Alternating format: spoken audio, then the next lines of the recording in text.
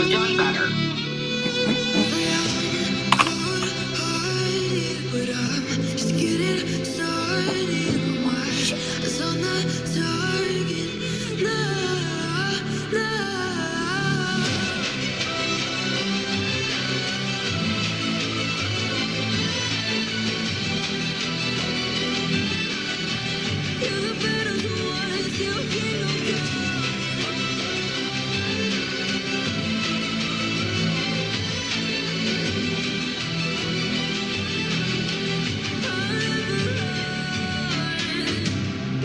To give me your loyalty, 'cause I'm taking the world, you'll see. They'll be calling me, they'll be calling me royalty. Best to give me your loyalty, 'cause I'm taking the world, you'll see. They'll be calling me, they'll be calling me royalty.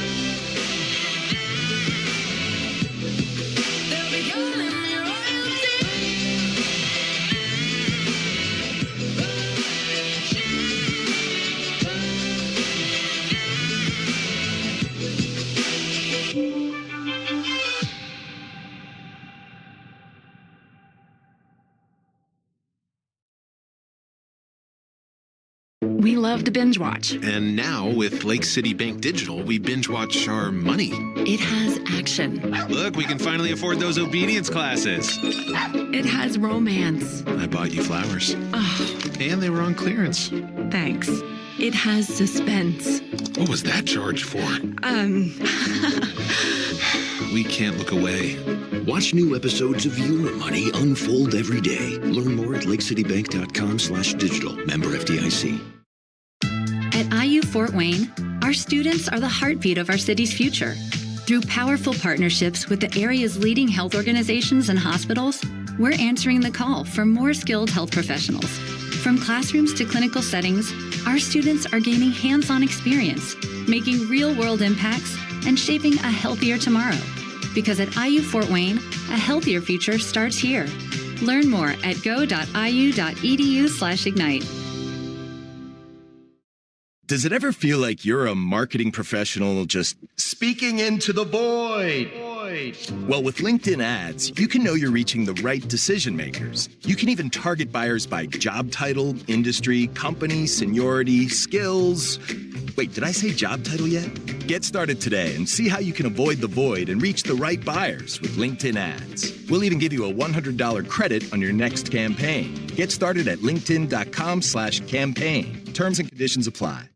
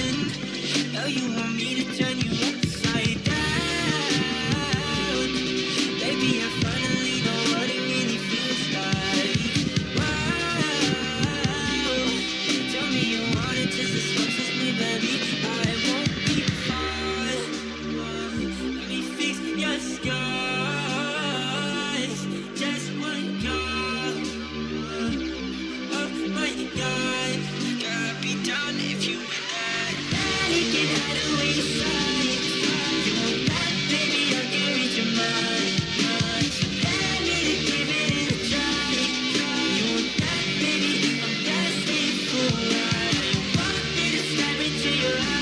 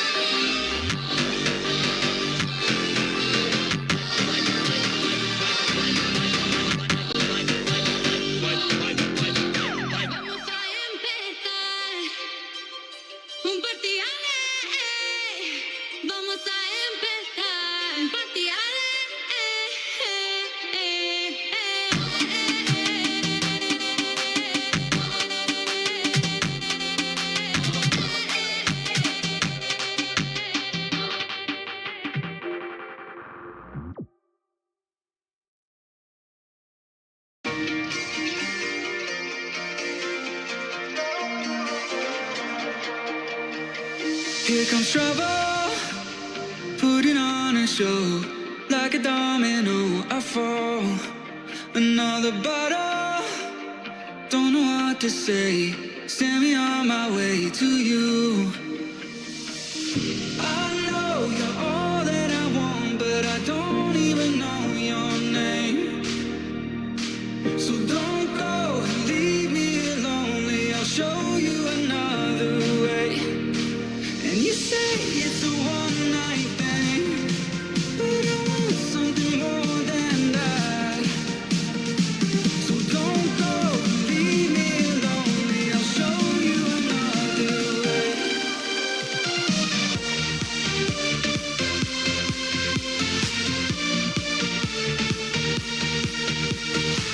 So don't go and leave me lonely. I'll show you another way.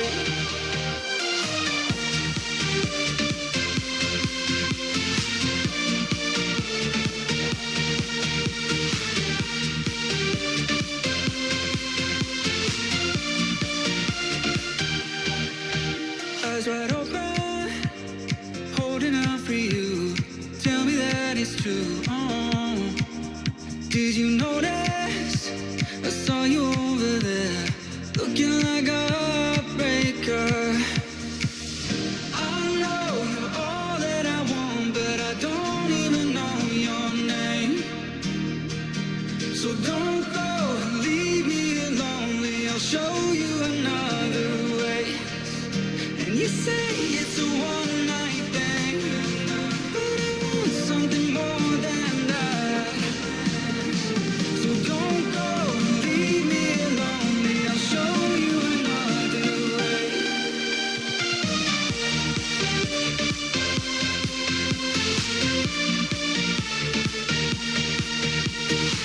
So don't go and leave me lonely. I'll show you another way.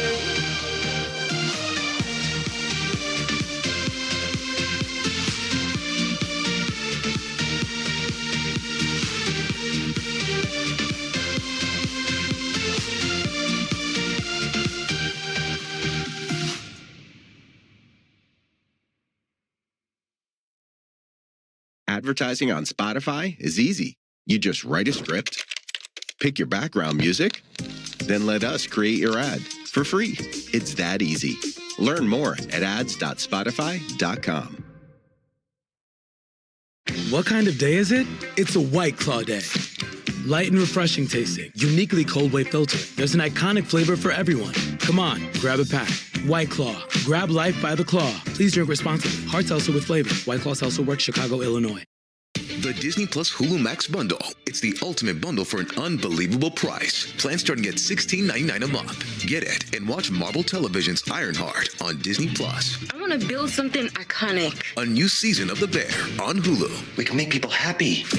And The Epic, a Minecraft movie on Max. Anything you can imagine is possible. The Disney Plus Hulu Max bundle. Plans starting at $16.99 a month. All these and more streaming soon. Terms apply. Visit DisneyPlusHuluMaxBundle.com for details.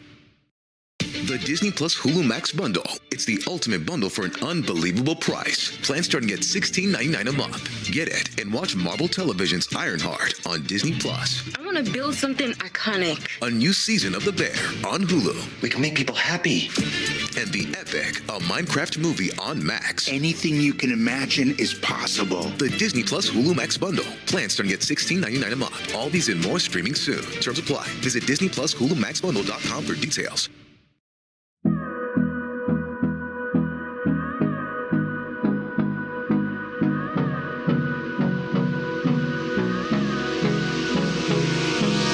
Hold me close till I get up. Time is barely on our side. I don't wanna waste what's left. The storms we chase are leading us, and love is all we'll ever trust. Yeah, no, I don't wanna waste what's left. And on we'll go, through the wastelands, through the highways, till my shadow turns to sun rays. And on we'll go, through the wastelands, through the highways, and on we'll go.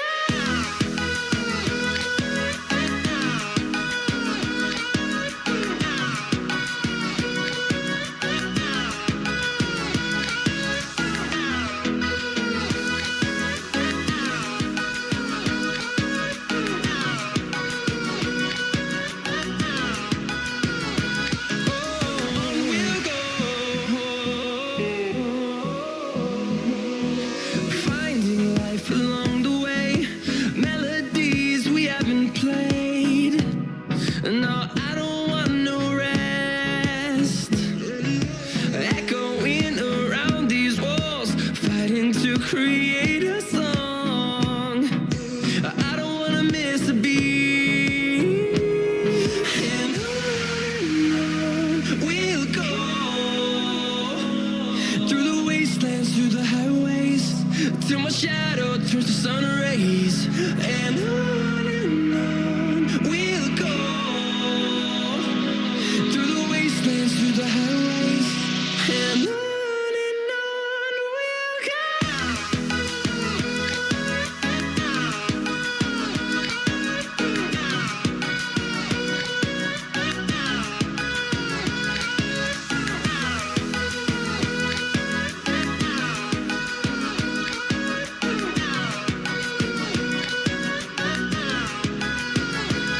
And we'll grow in number, fueled by them to see the horizon, turn us to thousands. And we'll grow in number, fueled by them to see the horizon, turn us to thousands. And on we'll go, through the wastelands, through the highways, till my shadow turns to sun rays. And on we'll go, through the wastelands, through the highways, and on we'll go.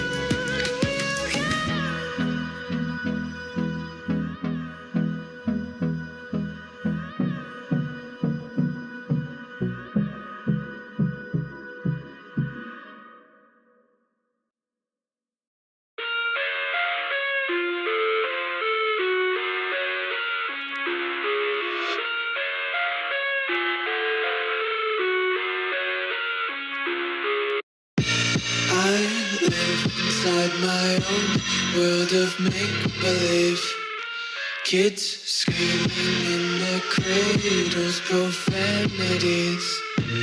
I see the world through ice covered in ink and bleach. Cross out the ones who heard my cries and watched me weep. I love everything. Fire spreading all around my room. My world's so bright, it's hard to breathe, but that's alright. Hush.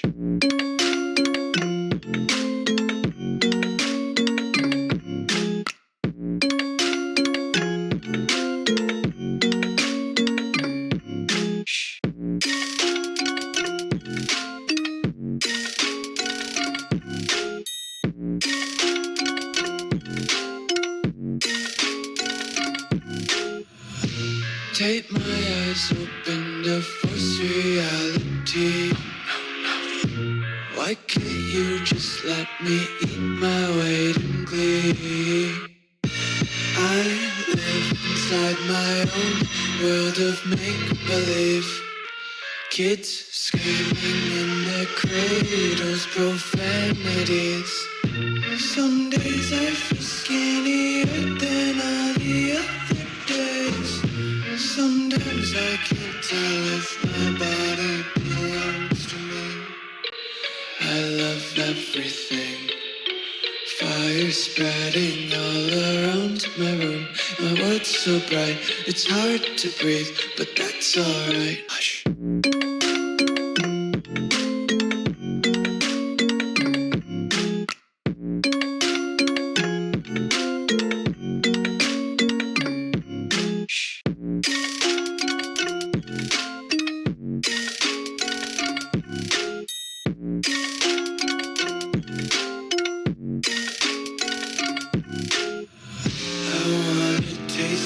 Content, hold your breath and feel the tension. Devils hide behind redemption. Honesty is a one-way gate to hell. I wanna taste consumption. Breathe faster to waste oxygen. Hear the children sing aloud. It's music till the wick burns out.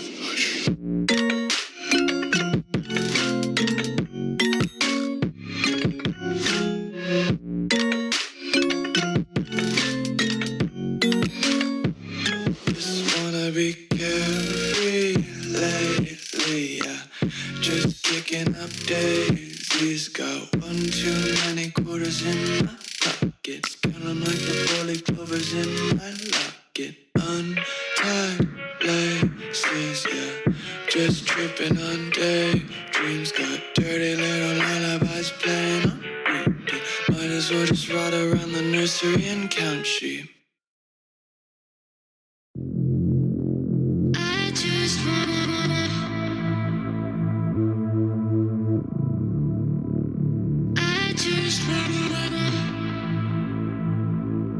I'm running on diesel, baby, I'm active. Shawty wanna know what's happening. Baby, no cap, I'm captain. Honey, no rings on me, ain't baggins. Diesel, feeling I'm massive. I kill it like Shaq, I'm Shaqin'. That little bitch, she savage. Hit it on top all night, I'm damaged.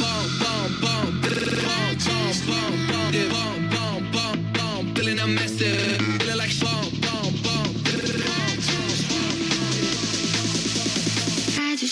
I just wait a while, wait a while, wait a while.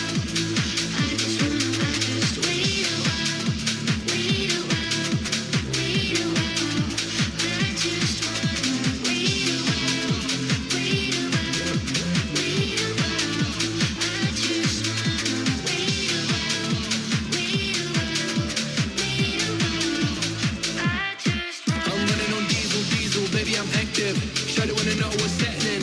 Baby, no cap, I'm captain. Honey, no rings on me, ain't baggins. Diesel, feeling I'm massive. I kill it like Shaq, I'm Shaqin'. That little bitch, she savage. Hit it on top all night, I'm damaged. Feeling I'm massive. Feeling like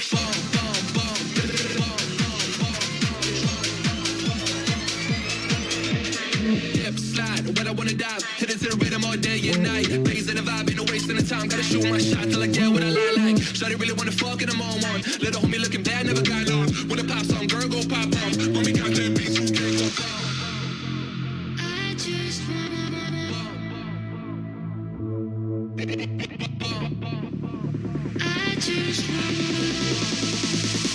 I just wait a while, wait a while, wait a while. I just wait a while, wait a while, wait a while. I just wanna wait a while, wait a while. Hey, there we are. I just wanna wait a while, wait a while, wait a while.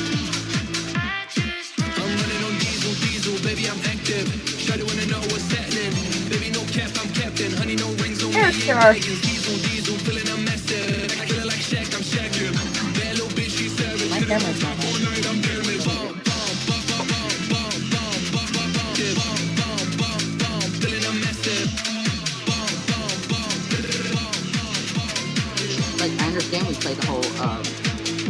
behind the screen, but that might be a little overdoing. Hold on.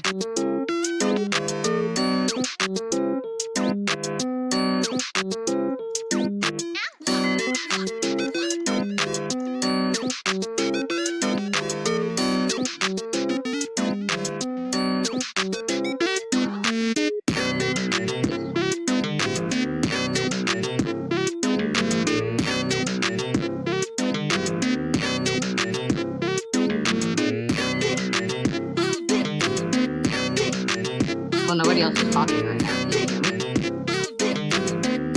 Oh, all Trisha hears is music.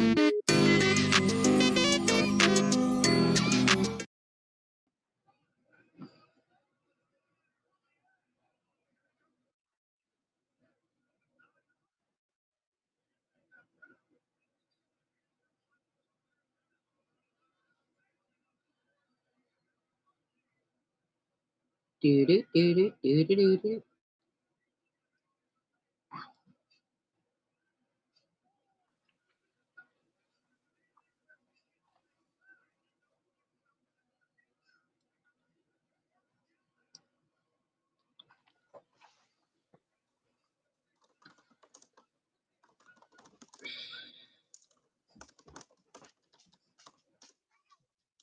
There you are to save the day.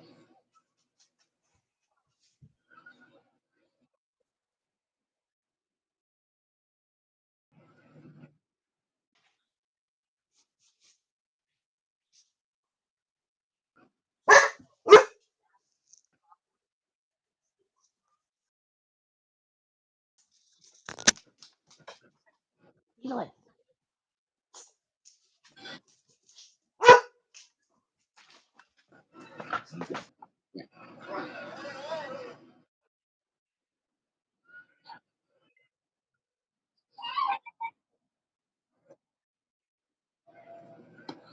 Yes, she is.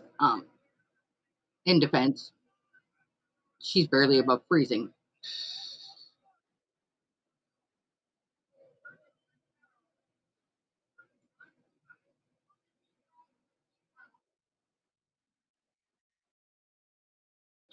Trisha can't hear you.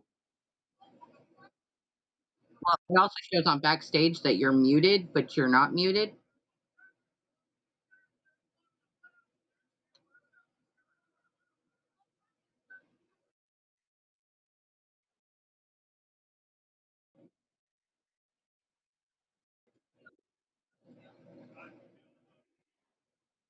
I was just about to say, yeah. Um, as a recap, we were backstage talking about temperatures and how we in the United States use Fahrenheit, but our lovely hoodied friend below me uses Celsius. So we actually had to look it up, or Izzy had to look it up, and because me and her are burning the hell up. It's like it's been over 100 degrees real feel all day, and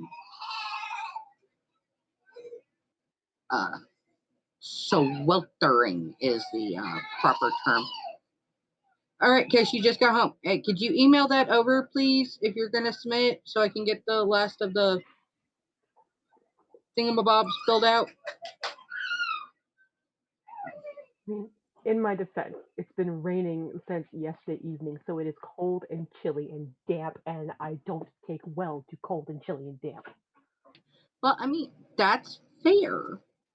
But in the same aspect, we're sitting here going, I miss, I'm missing Wisconsin temperatures.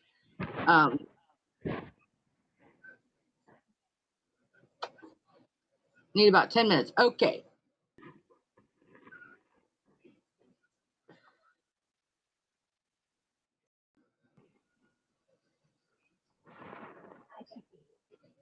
I know. Your dad left for the evening, I know. Pouting won't get him to come back. Did he go to town? Yeah. We'll put you on camera, we'll get all the views. Who's that baby? Who's that cute baby? Look at that snout.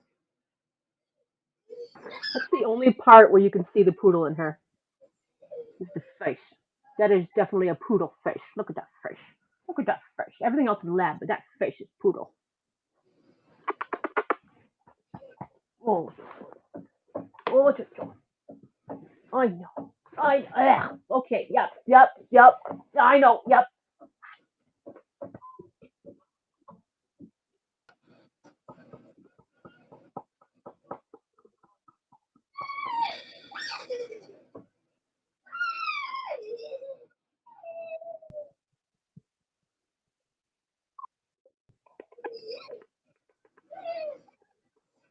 Where the goose is.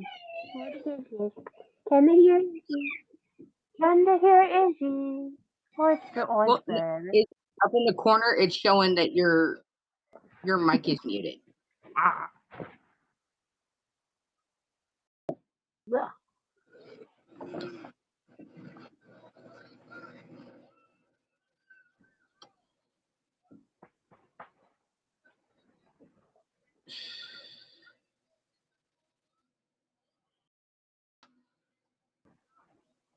And that's why we come on early so we can handle all the Mikey stuff.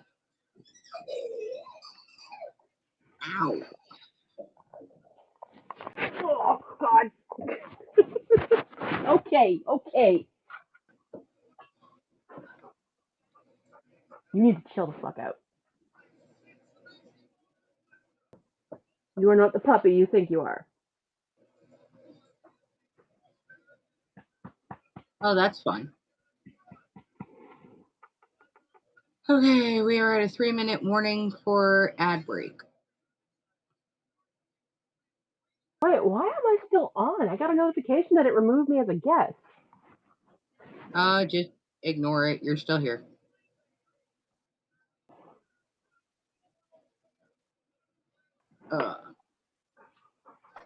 It did that to me 3 weeks ago. Okay, I can't see. I can't see like at all. Apparently, we have a new co-host. Well, Edelyn, introduce yourself. Oh, okay. Nope, you made her shy. No, nobody else can see me. I'm not really here.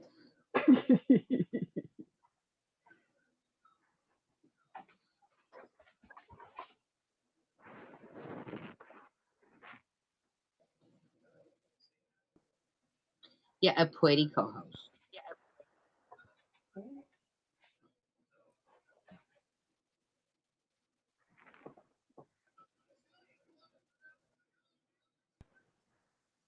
Is on backstage doing the whole swishies. Hmm. Ugh.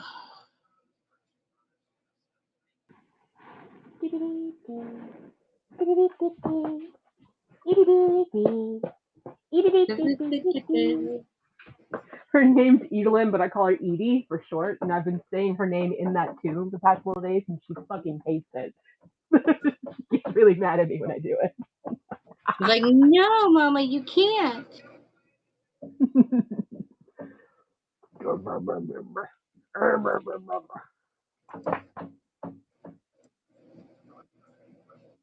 I don't know what you want from me.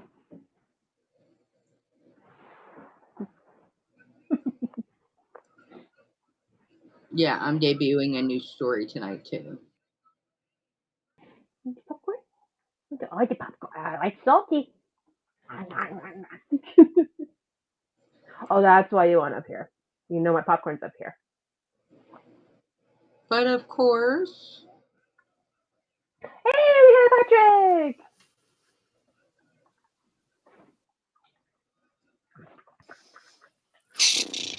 Should have it. Okay, let me go look.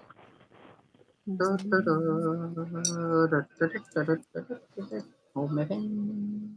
Well, I'll be here, but I'll be quiet because I'm on my magic carpet. Okay. Gotcha. 38, 32. Okay. Easy. Good girl. You get stuck in your teeth. Yeah, it's popcorn. Easy. Good girl. Hey, my baby girl. Okay, now our numbers are in for this week. 17, 16, 15, 14. 12, 11, 10, 9, 8, 7. Comes an ad. 4, 3, 2, 1.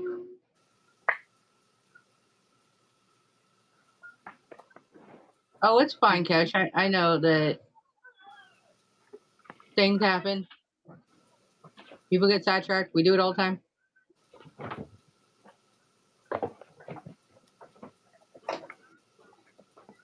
I have three kittens playing on the trash can, which is making So, me. so Julie, Yes, Julie, did you read the email I sent you last night? I got part of the way through it, and then your lovely godson decided that he was going to run amok Oops, I don't know. until Oh Daddy my got home. Lord. So I didn't go to bed until almost 4 o'clock this morning. Damn.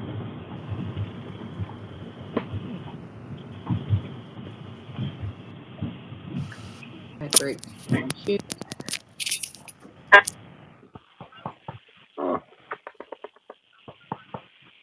Okay. Your paws are digging right into the nerves of my legs. You gotta get down. Get down. And that's not bad. We had 14,601 words this week.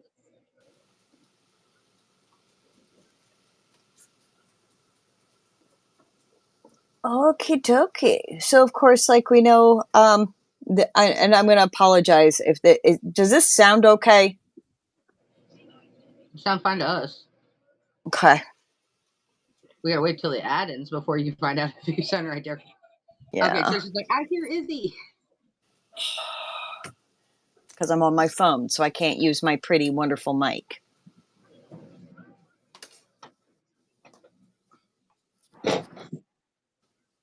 Excuse you. Hi, Trash Panda. Go on. I had a raccoon trying to get in my trash can. I see you. We had one tear through the screen of our porch. That was interesting. I didn't even realize they got this far out into the woods. I figured they were purely city at this point. Well, I thought it was the kittens because they've been sleeping up on the trash can. So I thought it was the kittens. Come to find out, it's not kittens. We have a raccoon, and he's a big fat one. So I'm If gonna you blame have him. if you have one, you have multiple. Well, I do live beside woods, so it could be a mama looking for food. Oh dear God, I have a Durex condom commercial playing right now, and it is ridiculous. 20.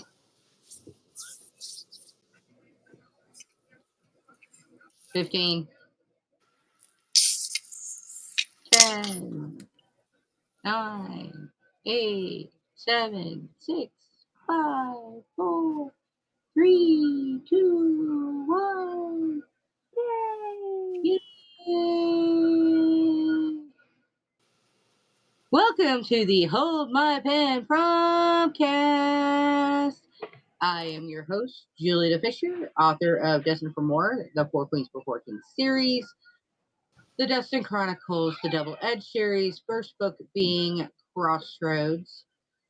To my other side, you have my lovely extreme reader co-host, Izzy Krause. And then directly below me, we have C.R. McCormick, author of the Dolan Syndicate series, first book being I Think My Neighbor's a Mobster, along with many, many others. Also, just debuting You want to talk about it? I fixed it. I finally fixed it. The paperback's all set. I finally dropped my illustrated collection of scary, creepy short stories. It's like the paperback's officially live. I'm so excited. Yeah, that one that had me peeking out windows for a week. Yep, that's in there. Yeah, this is my personal testament to my offense and aghastness of them having the gall to change the artwork in the Scary Stories to Tell in the Dark series, which gave me nightmares growing up. But then they made the drawings PG because they were too creepy. So I made my own creepy pictures.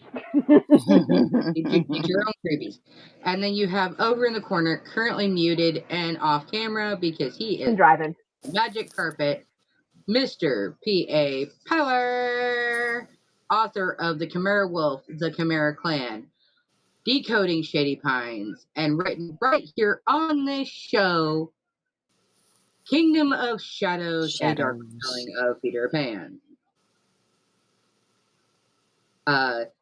As you guys know, last night we had to break the show up into two forms because A, it was getting late, we were tired, and we already had to deal with a lot. So it is what it is. We do have 5 submissions for this evening.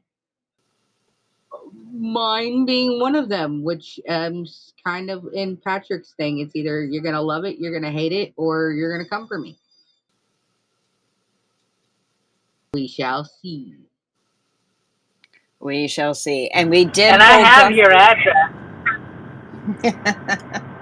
And of course, last night, because Stavros was otherwise occupied, we went ahead and pushed hers off till tonight.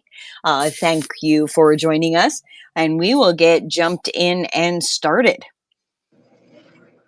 The keys were in Aviana's hand, but she wasn't sure she wanted to unlock the door. Her parents were pressuring her to marry more and more in the last weeks. Someone to pass the Solandrian line with. Her amber eyes stared up at the sky. The stars were out, but she couldn't shake the feeling Aviana wouldn't be alone anytime soon. She had been out late, exploring a creek outside Wheelmadron, inspecting every bug from afternoon to evening, watching the wind blow the grass and imagining being so small she could climb the grass like a tall tree. With a sigh, Aviana opened the door to her home. The house built like a small mansion her parents resided in. Where have you been? Her uptight mother stood by the fireplace, looking as immaculate as the parlor. Aviana's back straightened like Mistress Beatrice Solandria shoved an iron rod in her. I was delayed on my walk, her tone neutral. Even if she told her mother all of the truth or a lie, the result would be the same. She would be demeaned and humiliated. Mistress Beatrice smoothed back her combed-back brown hair, pinned up in a tight bun like a nun. Sometimes Aviana secretly wondered if it's what kept the wrinkles off her mother's face, and if the hair was let down, all the wrinkles would come flooding in. Her mother always scolded her for Aviana's wild red hair as bright as a flame. You were expected at dinner. Her mother's tight glower cut through Aviana as she scurried to the stairs, Mistress Beatrice following on her heels. Your cousin was there. A bark of reprimand hit Aviana like a grip to the throat. We see our relatives often enough. What reason would I need to be here once more? She didn't want to be around her cousin, who stared openly at her like a prize to be won.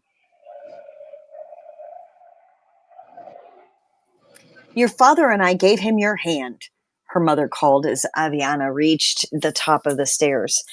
Her steps froze and met her mother's gaze. He is my cousin, she gasped. Her mother's mouth grew pinched like a puckered wound. He is fine breeding, and you will have his children. Oh! Next, Ghost Rider, that's a negative. Negatory. Her only other option, Aviana's lip curled in disgust as she whipped around and ran to her room. The last thing she wanted was to marry her cousin. Her only other option to turn the decision was to become such an important member of the Solandrians, the Whisperers of Phoenixes who joined the battlefront clad The battlefront, clad in flamed armor and the red hair of her people. Unlike her mother, Aviana and her father had flaming red hair, except her father was never around. He was always absorbed in his position in the ranks of Solandrian. Aviana spent the next few weeks avoiding her mother and working on her control with her fire gem. She would sneak into the Solandrian secret hall far outside Wiomadrun, a large ceiling building with an open side off the face of a cliff, the pillars ivory and gold. The squawks of the phoenixes met her ears. A smile grew on her face, seeing the large feathered birds the size of 3 horses. A barn boy came up to her and passed a stool. Aviana stepped up and petted one of her favorite phoenixes. Solandra, welcome back. Aviana giggled. When talking with her father, she realized her ability was rare. Many didn't know what she meant when she said the phoenixes spoke to her. Many of the Solandrian riders could not speak with their steed. Aviana tried her best to keep it to herself after an incident with a startled barn boy. There you are. An overly dressed man with a high ruffled collar strode toward Aviana. Hello, cousin, she said with a sigh. The man was all about reputation and posturing for the other families. You mean husband? He straightened his jacket before holding his hand out to her, like he expected her to take it and come off the stool without any word. He gestured his hand again, this time impatient. Come now, Aviana. You shouldn't be here in the trenches. This isn't a place for people of our caliber. Aviana brushed her hand against the feathers once more before stepping down without taking her betrothed's hand. Of course, cousin, she simpered. There was no arguing with the idiotic man. Her cousin's chest puffed out like a bird, his hand grasping hers and trapping it in the crook of his arm. Don't say I never did anything for you, he said, with his head held high as he marched her out of the perch for the phoenixes. The two strolled to her cousin's carriage before a crowd of people swept by and separated the two, much to Aviana's delight. If she could be anywhere but in a carriage with her cousin, it would be a prayer to Isa well answered. The light dimmed around her as the crowd made it to the town square and slowed with the festival booths. An upbeat tune played in the middle of the square. Aviana followed the beat of the others dancing and joined in, her bright red hair flowing as she moved fluidly, a wide grin pasted on her face. A large warm hand slid along her back and joined her mid-dance. A tall, broad-shouldered man with tan skin twirled her around, his long, pulled-back black hair swishing with the movement on the dance floor. Aviana giggled as she sashayed around him, her hand on his arm, then shoulders, before meeting him around to his front again, his stubbly jaw scrubbing against her ear. Nice to meet you, his deep voice sending a chill of pleasure down her spine. Aviana stared up into his eyes. A deep knowing filled her when staring, like she's met him before, or has known him all this time. Nice to see you again, Aviana smiled serenely. The handsome man mildly smiled with confusion. The two stepped their dance moves while holding hands. I don't think we have met before, he said. Aviana laughed at the feeling, only grew the more they stood in front of each other. We have. I don't know where or when, but we have. He twirled her one more time before they walked off the dance floor and stopped in front of a food stall. Aviana reached into her coin sachet and paid for an apple. She bit in as the man stepped closer, his tall build more pronounced. I'm Ordelius. He held his hand out to her. She shook it with a grin. Aviana. A deep, rich laugh came out before cut short by his hand up to his mouth before massaging his jaw. I think most people know of you, Miss Aviana. You are basically nobility. His head shaking with a grin. Aviana tilted her head. I am who I am, but my parents are my parents. My cousin is my cousin. Their money is their own. A pause lengthened between them. Aviana glanced over at a beer stall and pulled Ordelius along with her. The two enjoyed beer, laughter, dancing, and then more beer. Aviana talked about her life as the last line of her family. She had no siblings, and rather than being promoted to family head in the future, Aviana was being married off. Isn't that what's expected? Ordelius rested his chin on his palm, a curious gaze meeting hers from across the festival table. For women, sure. But I want more. See more. Be more. She swished her beer in her mug. Ordelius smiled at her. The two talked about his odd abilities he hadn't come to terms with. Sometimes he feared his own shadow would come up and swallow him. The two talked about their view on the poverty of Illyria, and how the king was handling the high taxes. Ordelius let her in on some of the information behind the festival for the dying king. It had taken the taxes of most of the residents. He had seen a collector take the remaining coin from a widowed mother who already looked too thin. Ordelius had stepped in after the collector had gone with a piece of stale bread and a bag of potatoes. The woman had wept over the potatoes, lacking in eyes or mold. He had been helping an elderly farmer with his fields. Ordelius made a deal of 1 bag of potatoes for helping. The farmer practically pushed produce onto Ordelius, but he refused anything but the single bag of potatoes. But what would you eat then? Aviana's eyebrows furrowed in concern. Ordelius held her hand gently while rubbing his thumb against her skin. I hunted for rabbits and deer in the woods. The two talked well into the night until the music and crowd was gone. Ordelius walked her to the end of the street by Aviana's home. He kissed her hand before promising to see her again. The two would go about their days like normal, but would sneak away to visit. Except Aviana's cousin would show up and ask her why she would smile at odd times or try to follow her. He would make it nearly impossible to find time to leave to see Ordelius. Aviana found herself falling for sweet Ordelius until the two ran together to a chapel once. They kissed and wore flower crowns as they promised to love each other until the end of time. Ordelius and Aviana kissed as man and wife, except her cousin didn't care. One day he showed up with flowery words and 2 men. They dragged Aviana out of her parents' home. He kept her in his cell for days. Your little mongrel lover is set to die for his crimes, her cousin spoke to her from the other side of the bars one day. Aviana wailed and threw herself against the cell, attempting to scratch and claw her monster of a cousin. I told authorities he'd blackmail me with my wife's life. He pulled on his lapels. Her cousin's face neutral. What wife? You aren't married. Aviana spat. A feral grin spread upon his face. You are, my wife. We have already consummated as you slept, too. Her stomach lurched in disgust. Her own cousin took her when she was at her most vulnerable. He leaned closer. Now, my wife, you stay put safely, he crooned. He turned and left the dungeon. Days turned into months until a paper landed in front of her by a guard. Ordelius's name on the first page, hung for his crimes. Aviana clawed at her own skin and wailed endlessly like her soul was leaving her. Her arms left a slashed, bloody mess. Then her cousin decided her duties had come due. Her cousin whispered in her ear from her crumpled spot on the dungeon floor. I made sure the evidence of your mongrel's treachery was found easily.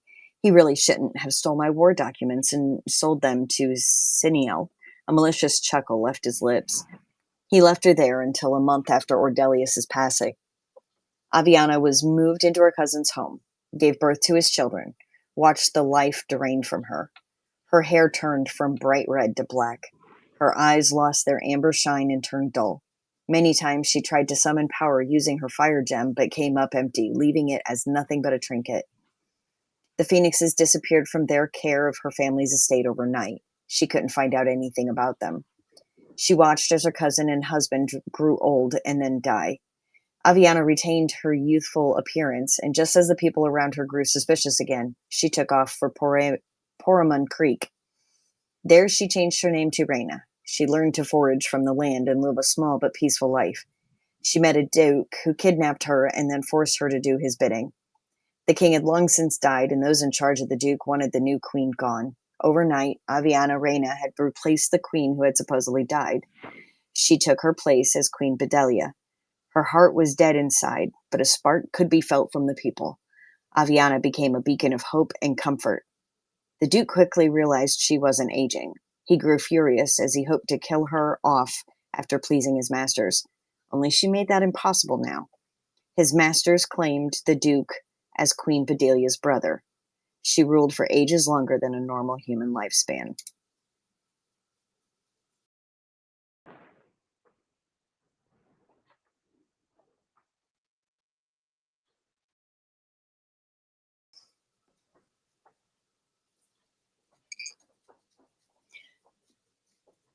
Now, with the caveat that it is told as a star-crossed lover's tale that is legend within the first book of Stavros' series. It could use a lot of work, and the cousin bit and the graping is, not gonna lie, I want a shower.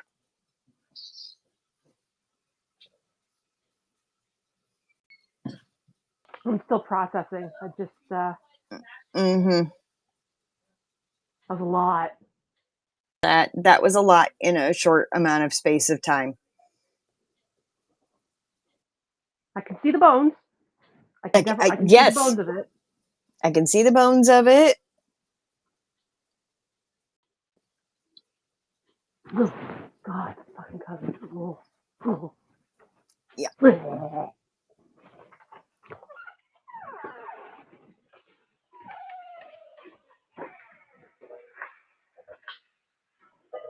I am curious why she doesn't age. Like that's I'm guessing it has something to do with the phoenixes. more than likely, but then the phoenixes were removed from her family's estate and their care. She's the last one of her family line. Like, it's more questions than answers. Now, granted, I have not read the first book in Stavros's. I do have it physically right here, so reading it may provide context, because as we always say around here, context is important. Yeah, it's got some bones. Keep working on it. Keep working on it.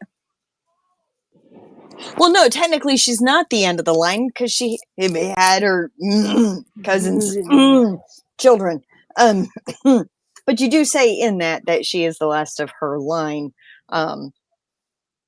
until the children are born. So sorry, I don't mean to. You do the no, sound effects very well. I'm probably because it's realistic.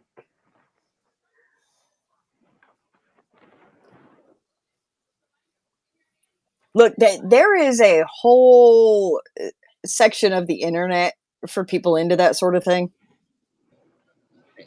There is, and I understand that, back in the time frame that this is supposed to be in, or that, well, it is a completely fictitious world, but right. If you compare it to like a time frame of where they would be now, or in ours, yeah, okay, second and third cousins did, right?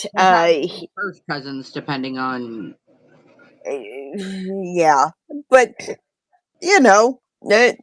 we know better now, right? And so, hell, Egypt didn't even bother with cousins. Egypt straight up married siblings. Yes. And we see how that turned out for them. And I don't know how I feel about my fiction including that, because we do know better now, right?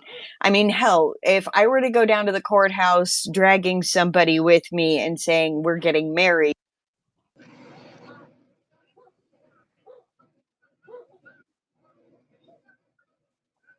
what just happened? Says, we can't hear you. Oh, okay. Wait. Now we can hear you again. You're back. Okay, yeah, my sister. That's the second time my sister has called to me today, and I did mention to her that I was going live. That'll do it. In fact, let's text her real quick. Yeah, let's text her real quick. Pork chop. I'm pork chop. I'm not pork chop. Cause it's dinner time. And I have to make my own food tonight because Nick is gone. I mean,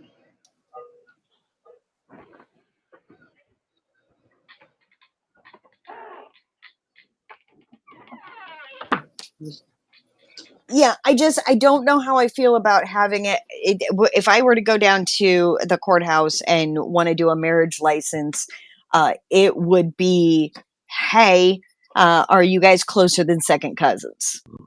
Mm. now, mind So, you, they never asked me that when me and Robbie got married. But again, we have two very different last names. So, all right, we got an ad break in 5 minutes. gotcha. And Stavros does have some side notes, Context, yeah. context, but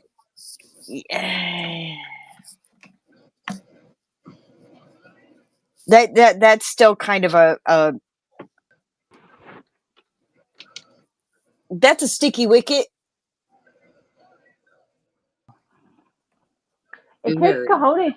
It takes cojones to write about that kind of stuff. It does. It does. Cojones, I definitely don't have.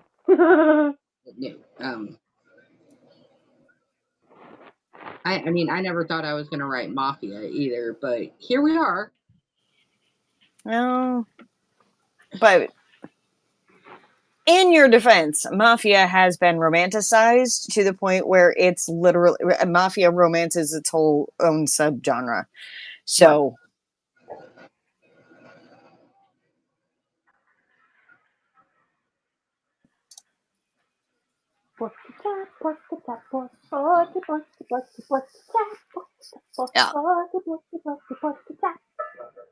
Not everybody's going to be okay with reading certain things, and I'm pretty sure that's a very small group. Otherwise, they're going to a certain couple of websites to get that stuff, and they're not there for plot. But I mean, like, they definitely exist too. There are people who actually enjoy the whole Lannister thing in the Game of Thrones books. Like, there's an audience for it. There's an audience for Taboo, but the two audiences rarely mix. Yeah. Although I can kind of see incestuous marriages being used in mafia stories with the whole like the family's important, you got to keep it in the family kind of. I can see how someone could work Pure that in. bloodline type deal. Yeah, I wouldn't enjoy it, you but have I can see how the two link up. You know, to keep the bloodline pure. Especially, you know, in a certain time during the What is South. she doing? What is she doing? Who? Sorry, I've got Dahlia's open for when the ad break is done and over and shit. And I see her moving around in the document, and I'm like, what is she doing? She's in the document. She's in the document. She better not delete. She is in the document. Like, don't delete words. We have to read them. Here we go. Just write in there. We're fixing to read this. I'm just writing notes for her in her own fucking document. That's hilarious. I'm about trying to, yeah. Holy fuck, these pork chops are thick. They're taking forever to cook. God damn it. Okay, since we have an ad starting in a minute, I'm gonna go run and get me something to drink. Hey, welcome. Oh, we got someone who's here. Hang on, I'm on my way. Hang on, I'm on my way. Who's here? Yeah, we got a first time chatter in here. We do. Hello. Hi, welcome. Oh, not deleting, just making words bigger. Hello. You have good timing. There's an ad starting in a minute, but after the ad, we're about to read the next story, so stick around. Yep. So, carry on. Have a seat and a drink and get your snacks. Enjoy your time. And you missed the first one, but you know we've got 4 others to go tonight. So have some fun. Get some popcorn. We're gonna definitely need it. I actually had popcorn. I made popcorn earlier. Yeah, she was munching on it backstage before we went live. Yeah, and then I was feeding the dog on camera. We do have ads now. We made affiliate, which means we now get funding. You can also subscribe to us if you have Amazon Prime with your free Prime subscription, if you so choose.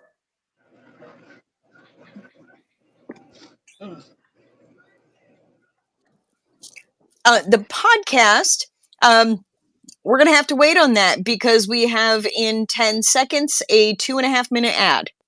Ask the audience, ask the chat. They'll be able to fill you. They'll be able to do it. Well, yep. But we'll also go over it when we come back. Absolutely.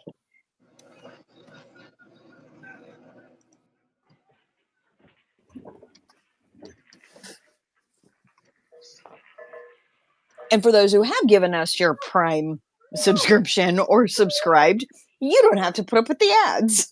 No. Oh, we got a new one. The stallion who mounts the world has arrived. Oh my god, are you serious? I just made a fucking George R. R. Martin reference.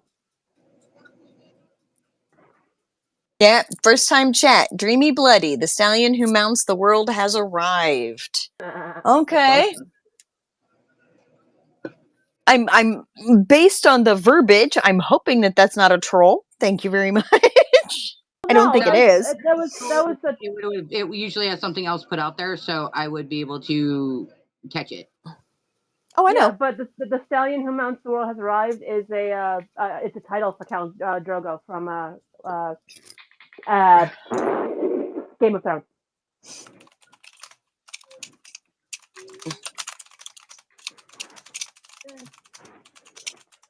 Oh geez, I didn't even think of that. I'm actually just typing it in the chat.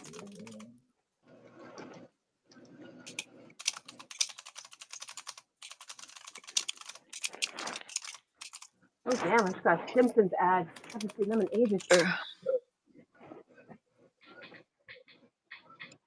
Somebody stole my other Gatorade. I don't know who. I'm pretty sure it was the midget. I went in the fridge to go get my last Gatorade, which I was saving for today, and it's gone.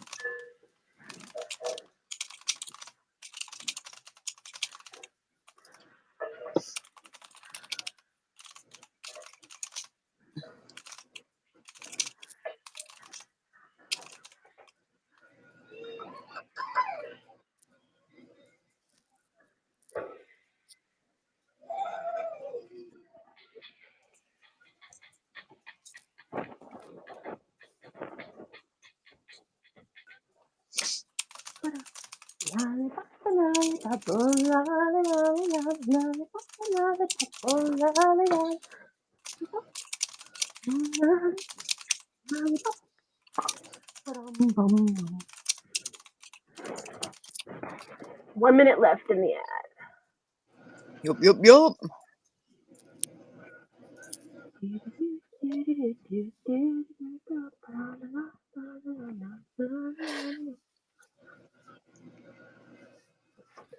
Oh, excuse me. We have 13 viewers.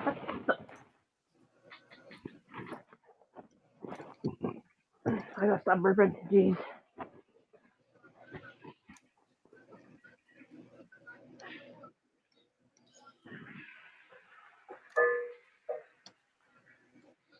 Of course, I'd be able not to spell that word. 14 seconds.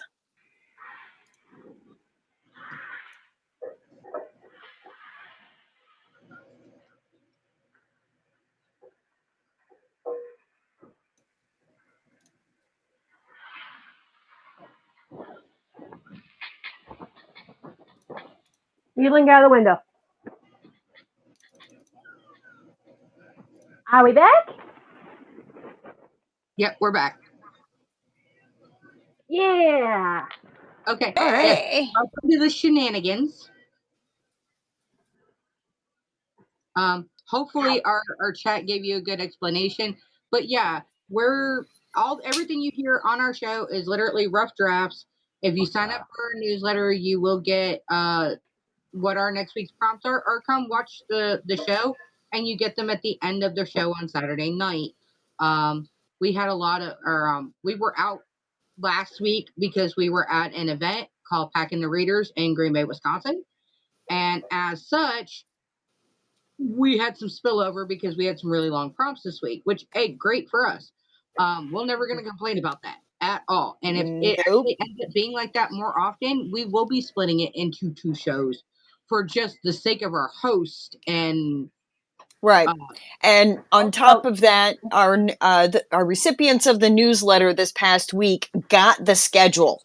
Okay, so that schedule that we had leading up to our trip to Pack in the Readers, I put in a schedule of the date and what that show would be about. I've decided to leave it in and expanded it almost all the way through July just to make it easier to go this date, this date. You can put it on your calendar. We also have a regular Saturday one is set up as an event in our Discord. But if you really want to see how we all started, okay, here's the fun little YouTube plug. We do have some of our old TikTok streams that unfortunately do not include the chat, but it does kind of showcase how we kind of started. There's some highlight reels, various different things. Ms. McCormick, aka C.R. McCormick, author and artist extraordinaire, did some video editing quite a bit on some of our first ones, and they're up there for view. You can see me completely lose my shit. Also, we have a thing called #MakeIzzyCry. Just make me feel some shit, right? And already today, Stavros has made me lose my shit. Also, you're going to want to stick around to the end of the show when the prompts come around because we let the audience vote on what we write next. So you get Which control we did. of what we hear next week. We did do that last night. So we've got the prompts already, but we will list it again. Give you some ideas, and 5 of them usually don't get picked, but if it sparks something for you, bingo bango. All right, so number 2, we have Miss Dahlia French Toast Mac herself, the Queen of Horror. Who's the Queen of Horror? In the comments. It is in the comments. Wave your hands, Dahlia. All right. And Dahlia is known to make me scared, toss and turn at night after reading because I wind up having nightmares, and that's fine. That's fine. Between her and my bestie, they are dragging me into horror, kicking and screaming, and then C.R. McCormick over here decided to join the club. It's okay. I still will not watch Stephen King. Sorry, not sorry. All right, Dahlia Mac. The keys were in my hand, but I wasn't sure I wanted to unlock the door. As strange as my life has been these past few days, I continued to ask myself if I really wanted to discover the answers to these questions. Maybe it would be better if I left everything behind and started a new beginning. A sound began blaring through the town, and everyone that was once outside enjoying the wonderful warm weather ran inside, and their houses elevated underground. As a large metal contraption slid over their houses and blended into the ground. Unsure what was happening, I unlocked the door and ran in and locked it behind me. Seeing a panel that looked like a security system from a billboard I saw on my way here, I quickly pushed some buttons and felt as the house moved down. Guess I might as well find some answers while I'm stuck here, I mumbled. Making my way over to a photo of me and some alien dressed up at some party, flashes of an event where a younger version of me appeared to meet an alien at an opening night. The top of her tentacles had glowed in the dark flowers, while the other side had sections. The head was also a glow-in-the-dark flower that flowed up and down. Long stingers moved around, absorbing information. We were dancing in the air as her tentacles held me closely. That sounds pretty. Why are you getting squeaky, Izzy? That sounds pretty. Because we know Dahlia. Because we know Dahlia, and B, we were rated last night by Vast Asynchronicity, and Julie and I hung out in her stream earlier today, and they were talking a lot about tentacles from a kraken. So that reminds me, we do raid out when we're done, right? Because I keep having to leave before the show's over. We do raid out. We now, right? haven't been yet. But start on that. Was our first. But we will. Right. And on top of that, getting the lay of the land, how to do it. Yeah. And we close out pretty late. So That's finding true. somebody to raid and send all of us over and hang out for a bit. We'll get there. We'll get there, especially if we start making them shorter or earlier. Yeah, We might. I'm all about them being earlier because then I can actually stay for longer shows. Right. Midnight Okay. comes, I turn into a pumpkin. I'm gone. Right. Back to Dahlia. Sorry. Yeah. Side note. The dance floor was buzzing with all kinds of creatures. A once-in-a-lifetime event, many repeated to one another. The sound of a car landing just above me snapped me out of the vision. The car alarm blared and the sound of something smashing it repeatedly. The TV automatically came on and showed mutated creatures destroying and eating the metal from the car. The blaring was immediately halted when a giant creature crushed the car and creatures around it. Mutated creatures scrammed before a handful were grabbed and brought above the camera's view. Blood spilled from above and onto the camera, blocking the view.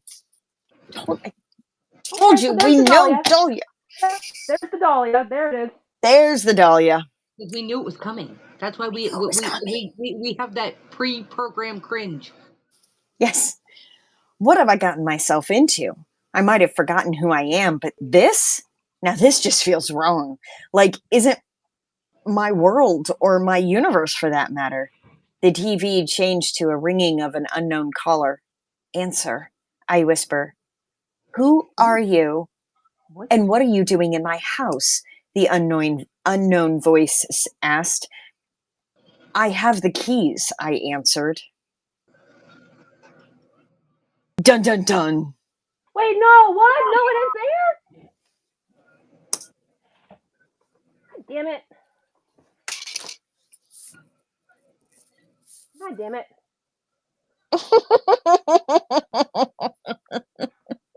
Like, we know, we have that pre-cringe on Dahlia, so we know that what we're expecting. And even when she does do that, like, super sweet thing, which she's only done a couple of times, to, like, throw us completely off track. But it's like, then she writes something like this. We gotta wait and see if she's ever gonna finish it. But for now, we're just like, I don't know what we read. I don't know how we read it, but I do know that all of a sudden I feel very icky. Yeah, there's In a a reason good I way. sent her. Yeah, there's a reason I sent her my collection of short stories to react to. Oh, It's like, hey, tell me how I did. Because absolutely. And that's why we do what we do. I'm eating now, so I'm gonna mute. Stavros, if this wasn't Dahlia, I would think Hubba Hubba. Oh my God.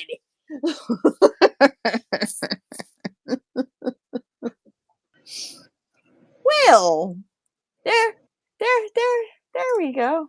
We're certain of strong and very oddball. Now it makes me feel very self-conscious about this because I'm the next submission. Yeah, and looks like we have wildfires in Oklahoma. Prologue. Julie DeFisher likes to throw a lot of drama, and badass bitches and assholes of both and multiple and all genders in there. And so I'm just wondering where this time we are going in our who in my brain is getting a hole dug for them. Okay. Some rides end in flames. Lightning streaked off in the canyon, charging the air as the thunder rolled. Wildfire sat on the top rail, watching a different kind of thunder rattle the ground. Cigarette balanced between her fingers, wind biting at her cheeks. The sky was wide and mean, full of dust and electricity with nowhere to go. Down in the turnout lot, the men were unloading the final round of prize-winning broncs. The wildest ones came off the trailer last. As she narrowed her eyes, she took a drag from the cigarette. She knew she was breaking her own rule, but didn't care. Very few people had ever seen the bronc she drew. and she needed to know what she was up against. The sound of metal started crinkling, hoarse snarling, and the three men shouting directions to each other. He appeared. War cry. 17 hands, 2,200 pounds of black painted rage. Eyes wild, hooves throwing sparks off the ramp. They needed 4 men just to get him through the gate. That's the one she drew, someone muttered from down the rail. No one answered, but every eye slid toward her. She didn't blink, just blew smoke toward the stars and let the silence speak for her. Wildfire was scared of nothing and at the same time scared to death. She'd never let them see when she couldn't breathe, only when she caught her breath. You could still scratch, Marco's voice broke in, low behind her ear. It's not too late. She didn't look at him, just adjusted her hat, keeping her eyes on Warcry. I qualify for the purse, I ride. You don't need it that bad. Marco, her sponsor, climbed up so only she could hear him. The hell I don't. It's not like I'll be able to rely on you once I'm too broken up to ride.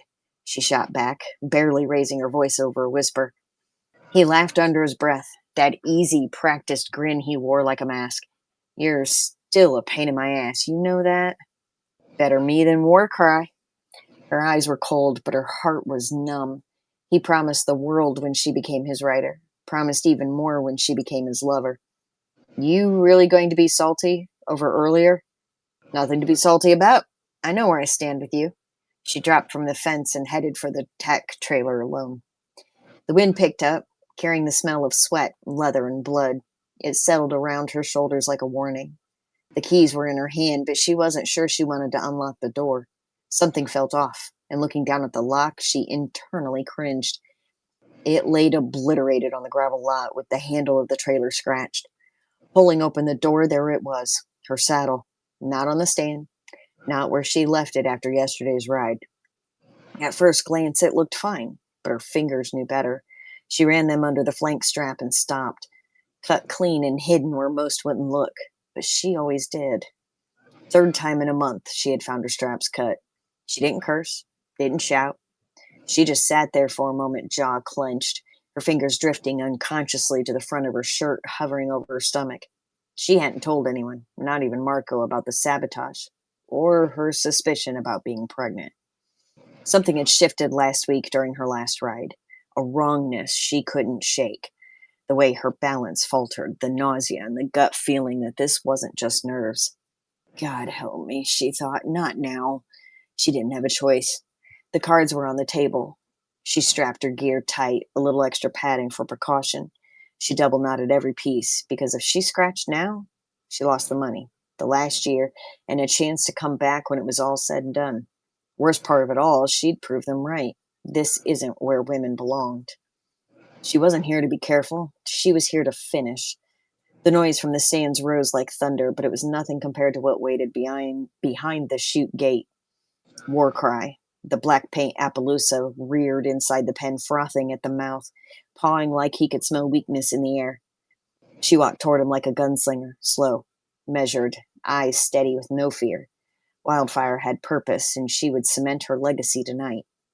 Marco was nowhere in sight, and maybe that was for the best. She needed to keep her mind on the ride, or it would all go up in flames.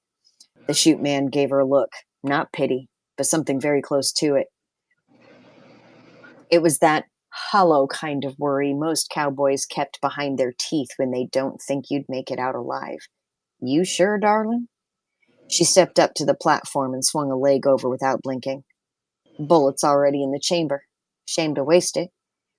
She dropped into the saddle, tightened the rope, and planted her heels, every muscle locked into place. The world shrank away, no crowd, no pain, no past, just her, the rope, the bronc, and the gate. She gave a single nod. The gate exploded open and all hell followed. Warcry launched like a cannonball, twisting midair, trying to snap her spine and bury her in the dirt. Every second stretched thin, wrapped tight in adrenaline and fire. 1, 2, 3, hold. 4. The saddle slipped half an inch. Breathe. 5, 6. She could feel it, her center of gravity slipping, the cinch straining where someone had sliced it, but she didn't flinch. 7. Hold on, Wildfire, you got this. She tried to calm her breathing. 8. The buzzer screamed and she jumped before Warcry could throw her or the strap could give way. She rolled and hit hard. Dirt in her teeth, pain in her ribs, but she stood, throwing her hat in the air. She always stood. The crowd was on its feet, flash bulbs bursting like lightning. The announcer's voice was lost in the chaos. She didn't care. She was already looking. Marco wasn't in the chute, not on the rail, or anywhere to be seen. Tradition apparently meant nothing now. He was always there watching, always the first one to talk to her when she finished. She left the arena prepared to give him a piece of her mind. She found him behind the trailers, phone to his ear, his voice low, and he'd paced a groove in the gravel. It's done. We're pulling out tonight, no loose ends. He turned and saw her eyes unreadable. You write it? She stepped into the light, soaked in sweat and grime, eyes burning. Yeah, I rode. It was clean.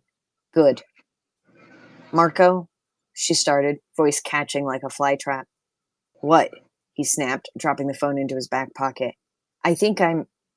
She let just a few tears fall. He froze, mouth opening, closing. He understood without her finishing. But something deep inside, he prayed it wasn't true. It was like someone punched the breath out of him, air burning the inside of his lungs. It wasn't until she tried to finish the sentence the first shot rang out. The parking lot lit up with muzzle flashes. Screams erupted from inside the arena. Chaos had everyone running for cover. Bullets ricocheted off trailers. Marco ducked. She didn't. She ran toward him, grabbed him, and yanked him down behind a rusted barrel. She took the lead and lead and pressed him flat to the dirt. Stay down, she hissed. A bullet slammed into the trailer where he'd just been standing. Another struck somewhere behind her, too close, too fast, then a third. This one found her right in the side. Her body hit the ground like thunder. Fire bloomed in her side, spreading fast. The sky spun above her. The stars she'd watched earlier blurred out behind the haze. Marco was on his knees beside her, hands covered in her blood, trying to control the bleeding. Why would you? Reflex, she gasped, her vision tunneled. Pain crushed her chest, but her voice came sharp and cold. Don't say I never did anything for you. Wildfire, baby, don't do this to me. Wildfire! He screamed as he felt her slip away. 3 days later, she woke up in a hospital bed, machines beeping all around her. She couldn't move. The pain was too sharp, worse than any broken rib from a ride. She had a fake name, bandage-wrapped abdomen, and an empty gut.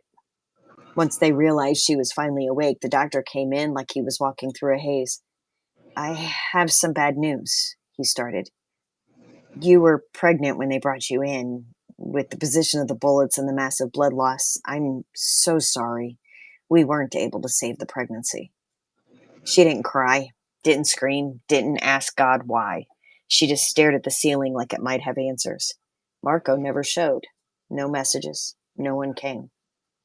She left the hospital with a paper bag of ruined clothes and a silence that never left her bones. No one knew her real name. Not the nurses. Not the sheriff who dropped off a statement form no one filled out. Not the woman at the front desk who called her ma'am and offered a ride back to nowhere. That was Marco's doing. She knew it without needing proof. The circuit moved on. There was no funeral, no memorial, just a pause during the final round of the next event when the announcer's voice cracked and the bronc riders stood with hats off, heads down. To Wildfire, they said, the only one who ever rode Warcry clean. Her name became a whisper, not erased, honored, not forgotten, feared. They said she died in Oklahoma, and no one asked questions. But fire doesn't die, it just waits. And somewhere down the line, Warcry waited too. Dun, dun, dun.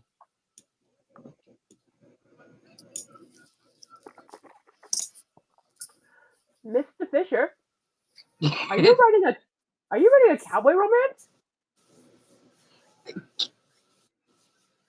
Not necessarily. I don't know.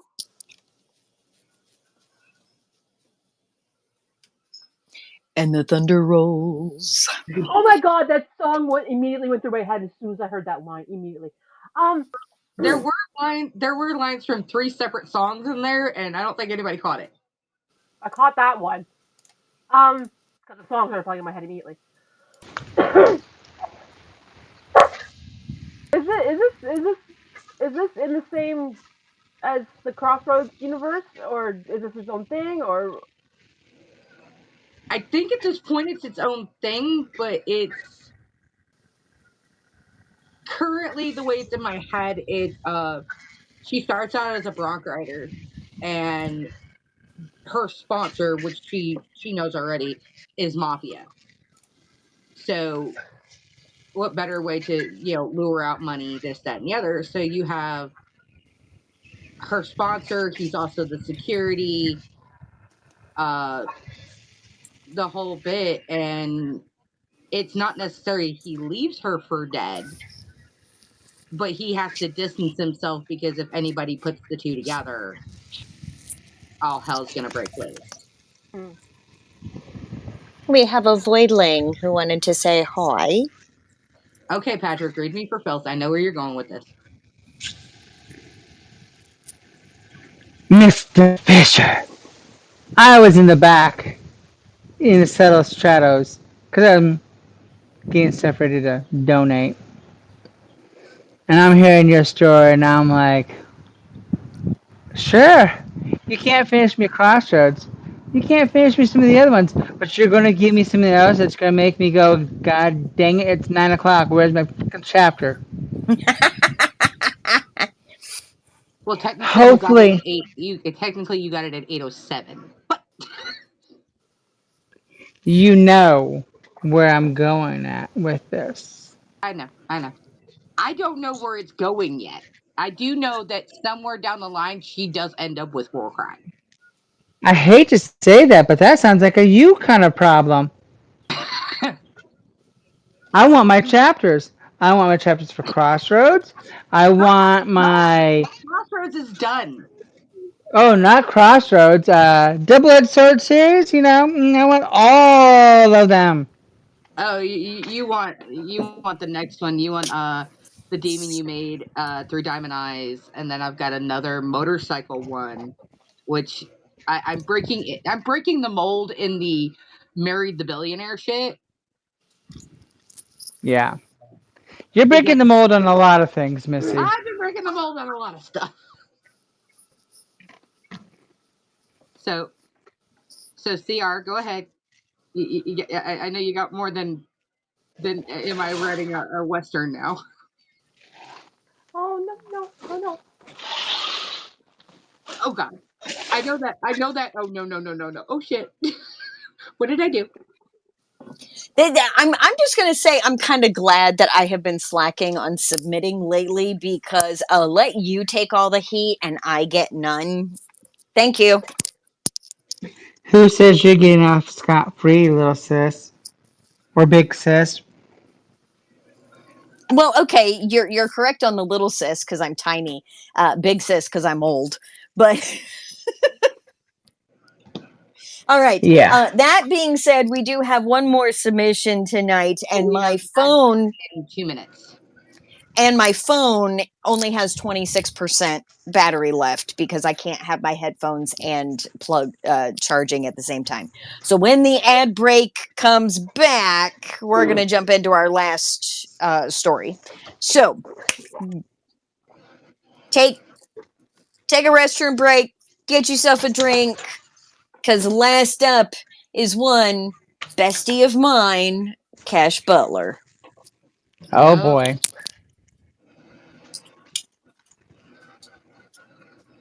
See, I'm intrigued by the cowboy thing because I know that you've done horses. I know you've got experience with horses. And you know what? I have well, I never rode bronc. I wanted to. I never rode bronc. I did ride barrel and I did train. So the fact that I have had on a barrel race somebody cut my straps. No, because That's what I was gonna say. Is because that I've got the horse experience as well, Right. and I could tell that you're pulling on your experience because I recognize all the references you're making. I'm recognizing all of the shit you said, the stuff that goes on in the background of rodeos. Um, I've got my own plans of doing because the reason I asked is this a cowboy or is this a cowboy mafia is because I've had a cowboy mafia crossover. Well, it's not, I wouldn't really consider it a crossover, but I've had a cowboy offshoot planned for a while now because the Caleb Dawson that I mentioned in Playing for a Mobster makes reference to his son not wanting anything to do with the family, and his son fucked off to Alberta and started up a ranch. I was like, eventually I will get to that. So like there'll be like mentions, but it won't be an actual mafia. So I'm sitting here like, is Julie doing what I won't do? Is Julie doing a cowboy mafia crossover? Kind of. I mean, I haven't. The one thing I haven't figured out yet is if Marco plays a bigger part in the story. Like, is Marco the one that got away, so to speak, or is he come back after that? And this is just the prologue. Like, I know where I'm going a little bit into chapter 1, but she's a bronc rider turned horse trainer mechanic. But she ends up going by the name she leaves the hospital with. Nobody actually knows what her real name is, and you don't find out about it until somebody from her past comes back into the story. And see, that's the part. That's the part that caught my attention. The fact that she was in like, well, first of all, the fact that it got shot up with bullets. My brain immediately went, "Oh, is this Crossroads reference? Is this Crossroads Universe? Is this Mafia? Is Mafia?" And then mentioning that she was listed in the hospital under a different name, went, "I smell crime. I smell crime." Like, and you know what? Over the last 2 years of us doing the show, we've heavily played off each other without realizing that we're playing off each other. Yeah, and it works for us. It really does. Yep. It either gives me the courage to actually do the damn thing, or it gives you the courage to say, "Hey, Julie did it. Let's go." All right. I have pork in my teeth. Like I always said, I was never going to write Mafia. Never. I always said I was never going to write enemies to lovers. Now look what I'm doing. And the whole thing is this very well could end up enemies to lovers. Just please because make it actual enemies to lovers and not just like rivals to lovers. Not, oh, he screwed me over in the business proposition. Like, please make them actually try to kill each other.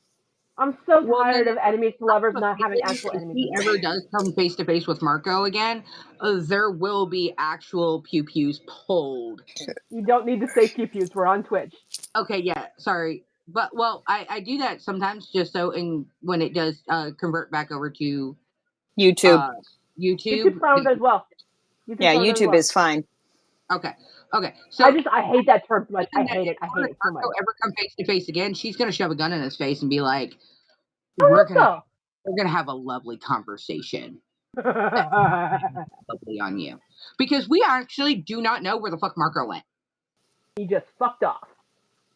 He just fucked all the way off.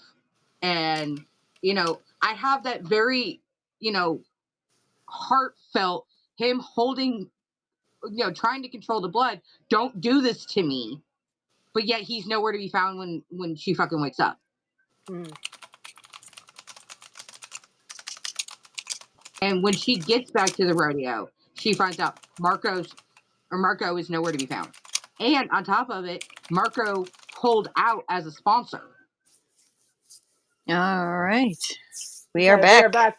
Also, yeah, okay, yeah, I was gonna say, I wanted to ask the audience, I don't know if we can do it, but there is an option where you can just watch a 30-second ad at the beginning and then there's no ads for the rest of it. I looked at the back end and I couldn't find it. So we'll have to do like a Discord where we're messing around in the back end settings. Yeah. Because I know sometimes it's 30 seconds, but also sometimes it's like 2 or 3 minutes long and it takes you forever to actually get into the video. So we definitely want feedback on how it feels having the ads going on in Yep. her channel. All right. So last submission for this weekend from Kesh Butler, and it's called Periphery. Ooh, I like that word. The keys were in his hand, but he was hesitant to unlock the door. He knew that once he opened the door and walked through it, he would have to face the reality that he wasn't who he thought he was. He would have to face the fact that he had lost things in an old life. It all started when Chet had been cruising around the strands of the interwebs, enjoying his day when he had stumbled across the profile graveyard, abandoned social profiles of people who had died in the other world. Out of curiosity, he entered, looking at the faces of the ones he came across, noting how they looked so human. The beings made of flesh and bone that lived and died in the other world. Not himself, a digital being, dwelling in the stream of data that was constantly flowing to and fro. He went from profile to profile, looking at their names and faces and looking at their profile information, curiosity getting the better of him as he moved down the line of pictures. He then came up to one that looked vaguely familiar, the feeling being made stronger by the fact the person was named Chet. In his confusion, he pulled up a mirror program so that he could look at his own face. His eyes grew wide, realizing that he was the Chet in the picture. He scrolled down to the status updates, looking at the last post that had been made. June 21st, 2045, 0738 CMT. Pretty excited about this offer I received from DigiCorp. Basically, going to be getting some implants placed into my head, and then going to be helping with some major research that could help understand the human nervous system better. I can say that I helped with research to help humanity. I'm so excited for this opportunity. I'll make some updates on everything when I'm allowed to. See everyone around. That was it. There were no updates after that. It had been 10 years since the post had been made, and there was nothing else on the page. Just the basic information of any social network profile. Name, age, preferred gender, basic things that others would want to know. Chet looked around the graveyard, wondering if there was any indication on if any of his friends had pages here too, or if maybe it was just his. It was hard to tell. None of the faces he saw in the immediate area looked familiar to him. He left the graveyard and headed toward the main hub where all citizens gathered when there were events or other types of gatherings. Chet wanted to see if anyone else had encountered themselves in a graveyard and how they felt about it. He entered the pavilion, the digital grass and trees outside making it look like it was a beautiful spring day. There was a light breeze and he could smell salt water in the air. It was one of his favorite places to come because of the digital scenery that was created and changed every so often. "Hello, Chet. How are you this beautiful day?" the virtual greeter said as he entered. The electronic voice and pixelated appearance of the hologram was what helped netizens differentiate themselves from the net's AI manifestations. "I'm troubled. I was hoping to find someone to speak to here, maybe even one of my friends, but it looks like no one is here right now," he replied, looking at the pixelated woman who had cocked her head to the side in an imitation of concern. "What seems to be the trouble? Is it something I can be of help with?" The image flickered, throwing him off again. The holograms never did that. He wondered what was going on. "Why did you flicker, hologram?" Chet was beginning to get wary of the things going on around him. "I don't know what you mean, Chet. My programming within the mainframe of the interwebs doesn't allow me to have malfunctions of that nature." The image again dipped its head to the side to intimate concern. "Thank you, assistant. I think I'll figure this out on my own." He looked at the image, who then disappeared just as suddenly as it had popped up when he had entered the hub. That's when the idea for him to leave the interwebs and go into the real world. He'd have to get a hold of a robot body so he would be able to interact within the physical world, but there were supposedly plenty at DigiCorp for the netizens to use if they wished. He just hoped they were all there. He pulled up a holo screen, tapping a few buttons, seeing if he could use one immediately, finding out they were all available. He was excited because he had his pick of the bodies. He floated away through the digital landscape, making his way to the hub where he could download himself into a body.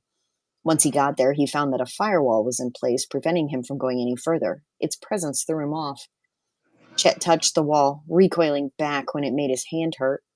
Why was a firewall there if not to stop them from using the bodies like they had been told they could do?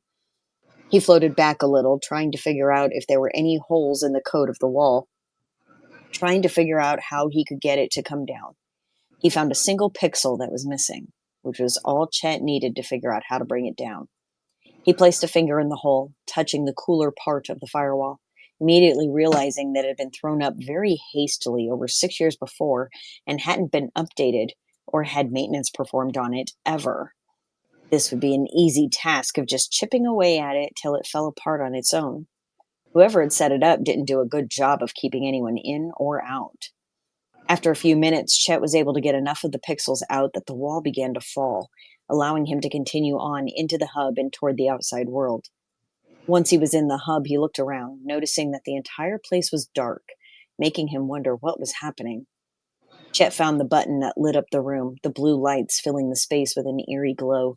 The devices along the wall started to come to life, yellow and red lights starting to light up the faces of the machines. He looked around both the hub and the room in the other world, noticing that it had looked like no one had been there in a very long time. Everything was covered in a thick layer of dust, the particles caked onto most of the surfaces in the room, some more than others. Chet was both shocked and horrified by the sight, wondering what exactly had happened in the time since he had been uploaded into the data stream. Once all the machines had finished turning themselves back on and booting up, Chet moved to the one that would initiate the transfer of his consciousness from the data stream into one of the waiting robotic bodies on the outside. He floated into the alcove that would transport him and waited. Soon, Chet felt what he could only describe as movement without moving, the machine having started the transfer. The next thing he did was open his eyes, looking at the underside of a layer of dust outside of the tube. He was back in the physical world. Gingerly, he pushed on the glass of the tube, trying to see if he could get it to open. With a hiss and a pop, the door opened, some of the dust falling and hitting Chet in the face. He stopped, the body blinking and the hand wiping the dust from the automaton's face. It then blew air out from the mouth, dislodging the dust that had fallen in through the opening. More of the dust slid off the glass, hitting the floor as the robot's legs swung out, placing its feet on the ground and standing. The robot then gave him control, giving him a quick lesson on how to control the mechanical body that he was now inhabiting. He took a careful step forward, making sure he could understand the controls and navigate within the outside. He walked to the wall, to a standing cabinet, opening it and pulling clothes out for himself. Humans appreciated niceties like clothing, he remembered. Once he had the clothing on, Chet looked at the cubby holes on the wall, noting that there were names on all of them, including his. He opened the plexiglass door on the cubby, looking at the set of keys sitting inside. He reached in, grasping them in his hand, placing them in the pockets of the pants he was wearing, then turned to leave and explore the physical world. He stepped out into the street in front of the DigiCorp building, seeing that the road looked deserted. Not just empty, deserted. Cars were left with their doors open like they had been abandoned hurriedly. Garbage flew around the nighttime breeze, going to and fro across the streets and sidewalks. Chet looked up, noting that the stars were out, but he couldn't shake the feeling that he wasn't alone, despite there being no one within sight. He stopped, trying to listen, dialing up the hearing in the robot body's audio collectors. No sound. Nothing. Something wasn't right. He couldn't even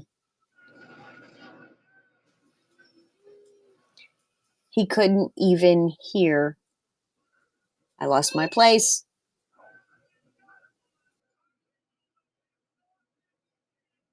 No sound. Nothing. Something wasn't right. He couldn't even hear city vermin scurrying about in the night. Taking the keys from his pocket, he started to cautiously walk the direction they were directing him, hoping that it might lead him to an answer to his quest, stopping when he thought he saw movement out of the corner of his ocular receptors. Each time he looked around himself, not seeing anything, and then continued on, dialing up the sensitivity of both audio and ocular each time he stopped until they both were at their maximum. Still, he was only hearing half sounds and seeing things out of the corner of the eye. He stopped again once the key led him to the base of a high-rise apartment building, telling him to go inside. He looked up the face of the complex, noting that there were what looked to be scorch marks at several spots leading up to the roof. What is that all about? He wondered to himself as he walked through the front doors into the lobby. The ground floor was a disaster. Furniture was strewn around, and more scorch marks were on the walls inside. Chet was a little weirded out by the fact the elevator was partially opened, with the car halfway up toward the next floor. He knew something definitely was not right, but since he had yet to see anyone, he couldn't ask about it. The key fob indicated that it wanted him to take the elevator, but he steered clear and found the stairwell, climbing the stairs till the key told him where to stop. On the 5th floor, he walked through the door into the corridor, taking a right as directed, following the hall till he was told to stop. Chet stood at the door, hesitating as he looked at the number above the peephole. Apartment 7. He had lived in apartment 7, and random images began to flood into his mind. It was more than likely that his memories might start coming back to him once he set foot in the apartment. He looked to his left, thinking he had seen something to his sight again. Nothing was there when he turned his head. The visions in the sight of the optic sensors was starting to get old, but there had to be something there, or something was wrong with the sensors. Either way, he needed an answer.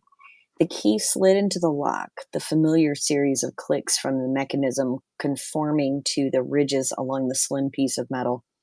The door popped open as he twisted the key, revealing the interior of the apartment. The lights came up as he stepped into the small hall, looking into the recessed area where 3 jackets hung. The living room was very basic and practical, a small recliner and love seat, futon, facing the wall-mounted TV. Welcome home, Chet. I will start the coffee pot for you. A male voice filled the room, making him look around, trying to figure out the source. Don't make the coffee. I'm not in the mood right now, he replied to the disembodied assistant. Gotcha, Chet. I won't make it for you, it answered him, an audible click almost echoing in the still air around him. What happened to everyone? He asked, hoping the computer would have some type of answer.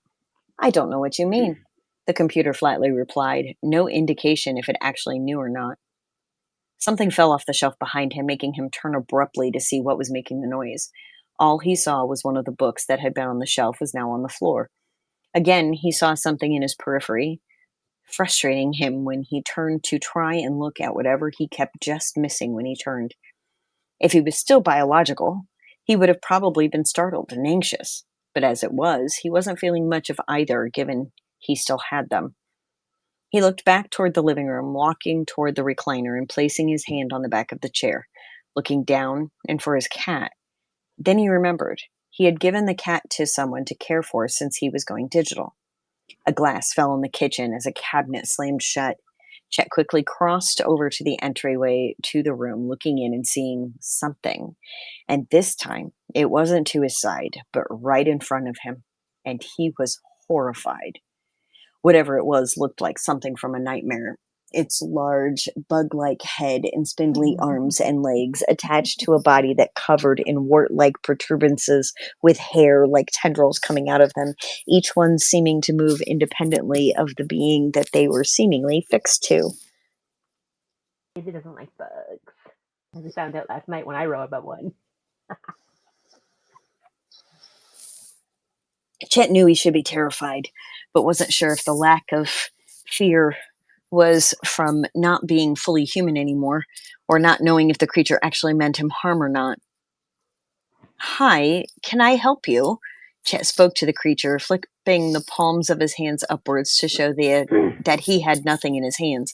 He wanted to show it that he meant it no harm. Do you think that was just lemonade in the glass? Don't you? A childlike voice came from the vicinity of the creature's head. It then looked down at the broken glass, which was surrounded by a pool of yellowish liquid. It smells like it could be. What else could it be, friend? Chet stayed where he was, his hands still remaining in the position he had taken. Don't say I never did anything for you. Now the voice sounded a lot like John Wayne, or one of those other old-timey actors in the old movies from almost a century and a half before. What? He was thoroughly confused by the non-conversation that was going on. So am I!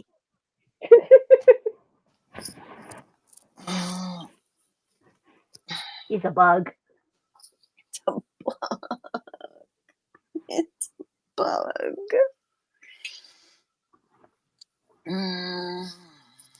He watched as the creature turned toward him and took a small step his way. A rattling sound came from behind him, causing him to glare over his shoulder. A second creature was behind him, seemingly identical to the first. Over here, a second childlike voice came from the first of the creatures. Chet moved so that he was facing between the two of them, trying to keep both of them in his line of view. They were both standing on either side of him, within reach of him. I really don't mean to hurt you. Do you know what happened to everyone? Where did all the people go? He placed his hands out from his sides, his palms now facing each of the creatures. Both of them began hissing, and the rattling sound resumed, this time from both of them. Chet realized that more than likely they were going to attack within a few more seconds. He was starting to worry what would happen to him if the robot body was destroyed with him in it. One of the spindly arms of the first creature wrapped around his face, the fingers being much longer than he had realized. The creature suddenly screaming as it touched the skin of the robot. Chet lowered the hologram of skin, revealing the metallic exterior of the robot body. Both creatures backed away, the one who had screamed holding its hand close to its body, the hair-topped moles on its body pulsing, the hairs twitching and standing on end, a low-pitched squeal rearing up to a louder pitch. I love it. He turned to look at the second creature that had stepped back out of Chet's reach. Turning back to the first, now injured one, he stepped back as he saw it melting into a puddle on the floor, each of the hairs secreting a whitish yellow ooze the creature was becoming covered by as its body disappeared below the substance. Yeah. Well, I was hungry. As the creature became fully engulfed, the substance started to crystallize, hardening and creating an egg-shaped object resembling something he had seen in an old movie he had watched with his father. I remembered something. Of course, time for that, but it's something, he thought to himself, the second creature making the rattling sound as it took a step back in his direction. Chet took a step closer and reached his hand out to touch the creature on the arm, but it quickly pulled away, preventing him from touching its skin. You don't like metal, do you? Or is it a specific type of metal? He looked at it as it tipped its massive head to the side, the large black orbs that he assumed were its eyes, expressionless and void of anything he could recognize as intelligence. So what do you want? He asked it, tilting his own head to the side as the hollow projectors hummed back to life across the surface of the metal exterior of his body. Then the creature finally turned away, heading to the door of the apartment, disappearing around the corner and down the hallway. Chet warily looked over his shoulder at the crystal mass of creature remains, stepping toward the door himself. He wanted to be as far away from these creatures as possible. Me too!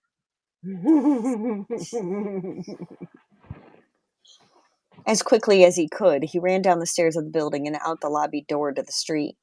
He turned back down the way he had come when he followed the key to where it led him. Now that he knew what was there, he could see them, all of them, hundreds of them, watching him run down the street to the DigiCore building and the hub to take him back to the interwebs. He realized whoever had built the firewall must have put it in place to protect the netizens from whatever these creatures were. He just hoped that by taking the wall down, he hadn't put his fellow digital beings in any danger from these scary and mysterious creatures. Chet cleared all the creatures he had seen close to the apartment building that he had lived in when he had been biological, speeding up to get back to the DigiCore building as fast as he could. He didn't stop for anything, just narrowly missing several of the creatures that had tried to blockade his way. He realized that he and one of the creatures must have unintentionally touched him, hearing a squeal almost identical to that the first creature he had seen had made when it started to crystallize. Chet pushed the robot body further, going faster than he thought it might be rated for to evade the creatures, but they still tried to block his way every so often, even with some of their cohorts crystallizing whenever they would come in contact with him. He made it to the door of the Digicorp building, but there were 3 of the creatures sitting front of the door, barring his way in. While it wasn't his nature to intentionally cause harm, he felt he had no option with these creatures. Reaching out toward the closest of the 3, Chet got a grip on it, not letting go until he heard the squeal and saw the hairs start to excrete the pussy substance around its body. Its friends started to back away as he extended his hand at them, realizing the metal body was more than likely a decent weapon against them. He went into the building, making his way to the lab where he had downloaded himself into the robot, opening and closing the door to try and keep the monsters out. As he placed a chair up against the doorknob, he turned to see that the tube he had been in had been destroyed entirely, not allowing himself to upload himself back up into the interwebs. Thinking quick, Chet walked up to one of the other tubes, opening it and removing the unmoving robot that was housed inside it. He climbed in, allowing the computer to take over and get the automaton attached back to the computer correctly so he could return to the virtual world and hopefully rebuild the firewall before one of the creatures made its way into the room, and then did who knows what. They looked biological, but he assumed the firewall had been placed there for a reason. The body finished docking in the tube, allowing him to start the process of removing himself from the body and back into the virtual world. Once he was uploaded and back in the hub, he started the process of powering down the hub and then went back to where the remains of the firewall lay. Piece by piece, as fast as he could, Chet started rebuilding, placing pixels in strategic places, and started to fidget with the edges in an attempt to get it to engage and block off the entry to the hub. Once he was finished and the firewall started up, glowing bright and starting to build itself up thicker and stronger, he turned away and headed away. He sighed in relaxation, hoping the entire ordeal was over. Then Chet saw something out of the corner of his eye.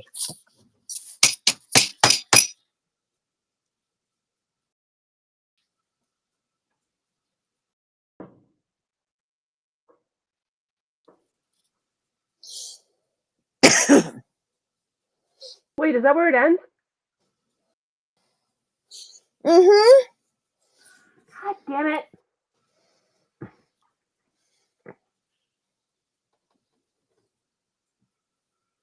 I see the bones. You see the bugs is what you see.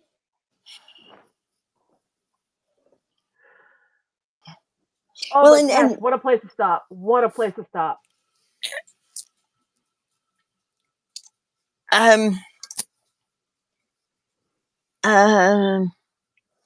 I see the bones of the story, and God, I wish I didn't, because with the bones comes the bugs.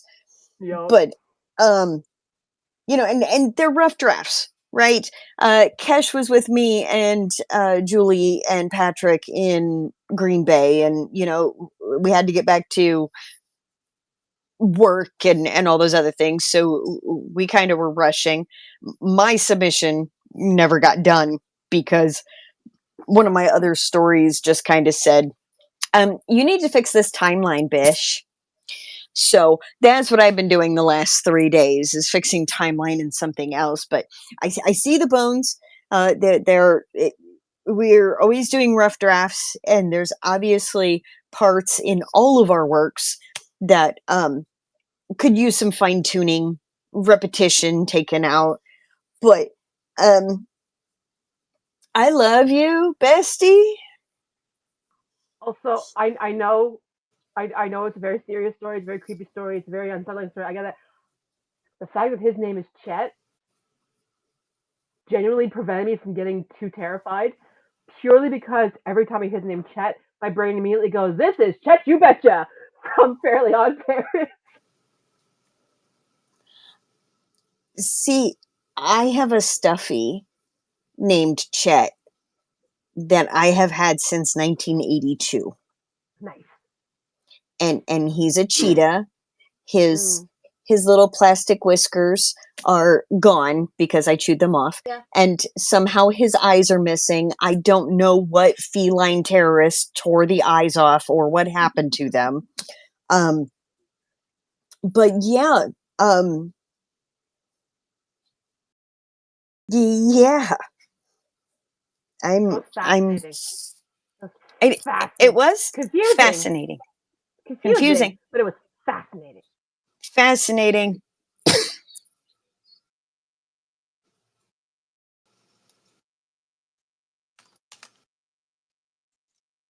We got some weird ones tonight. Yup.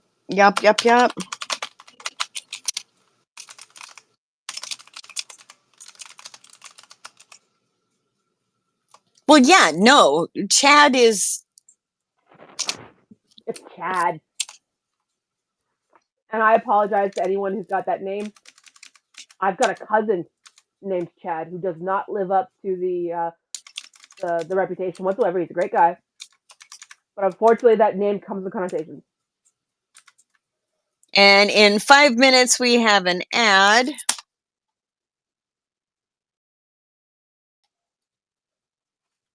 I'm putting into the chat what we did for the rolls last night, right? And as is our wonderful tradition, y'all chose dialogue again. And it is asterisked on either side down in the chat. So we had a concept right about a character who finds a mysterious old letter addressed to them, but the postmark is from a year in the future. Another concept was a character starts a new job but discovers a hidden unexpected challenge. Then our two start lines were he was holding the last ticket to the concert and I needed it more than anything. And the other one was a single red balloon drifted across the desolate cityscape. That one was submitted by our lovely Queen of Horror, Dahlia. And then the dialogue ones were if only I'd just gone over when she called. And the one that was selected by you, the audience, was submitted by our very own Julie DeFisher. Why would you want to put yourself through something like that?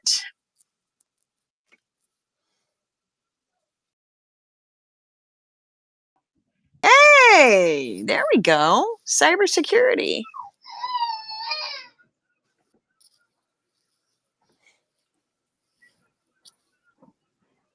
Yeah. Well, and Pixel would have been how I think how Chet would have perceived He would it. have seen it. Yeah. Not that that's what it actually was, but like how he would have. Code. It's actually yeah, code. It's actually He's code, but he would have. Right. Yeah. Exactly. It's So, like from Reboot when you see the game coming down in the cube. You're not actually loading a cube. I missed that cartoon. It's so good, and there's nothing wrong with being literal because it offers a new way to look at things because you got to consider all the angles. That's a great thing to consider, but that actually helps add into the fact of the story. It's like, oh, he sees it as a pixel, even though that's not how they actually are. It's a great thing to pull up. well, and that's definitely fair. Going from technical writing to fictional. And if you're into sci-fi, that might be a way to bridge and go from point A, technical writing, into fictional. I just always thought of it as my role playing, right? I was developing a character and coming across these things in game. And same thing, Reboot is probably one of my favorite cartoons of all time. So good. Nick and I will put on the Damon movie just randomly, just to sit and watch. It was great. I love it. I actually named my ferret after my favorite character. I named my ferret Mouse after the hacker. Because she was really good at getting into places she wasn't supposed to go. Well, it's kind of like the character from The Matrix that was also named Mouse. He wrote the code for certain things, and then everybody's like, well, out of all the stuff that you could be doing and did do, you had to create the woman in the red dress. Yeah, get off me! Fucking have a But spider crawling in my hood. No, no things crawling in hoods. No, not after that story. No, I live in the woods. There's I 7 get that. spiders in this house right now. I understand that. I understand that. I had a tick No. the size of my pinky nail crawl across my iPad screen while I was using it last night. Okay, not running away to Canada and sleeping on Char's floor. Mm-mm. Mm-mm. No, thank goodness for ad breaks. 10 seconds to an ad break, guys. While I continue to traumatize Izzy with the fact that I live in the middle of the woods and I'm surrounded by bugs. Ooh, fireflies. Actually, fireflies is one of them. There's a whole cloud of them outside right now. Yeah, my across the street neighbor mowed his yard today, so they're out in like heavy force. They're apparently getting endangered. Not in the south. Yeah, you're right. I remember reading that, and I'm like, apparently they're all coming out here then, because I go outside and there's like 50. Honey, I can find 50 right this second. I mean, and it ain't even good and dark yet. Nope. Look, You know, what are you doing? I already said you on the floor. So my basement is 2 rooms underneath the kitchen and the living room, and then there's my office. And underneath the office is a crawl space. And my father, in his infinite wisdom, you know, having COPD, not wearing any kind of breathing protection, ripped the carpet up. It looks like stained hardwood floors, except it's just planks set down, and there's gaps.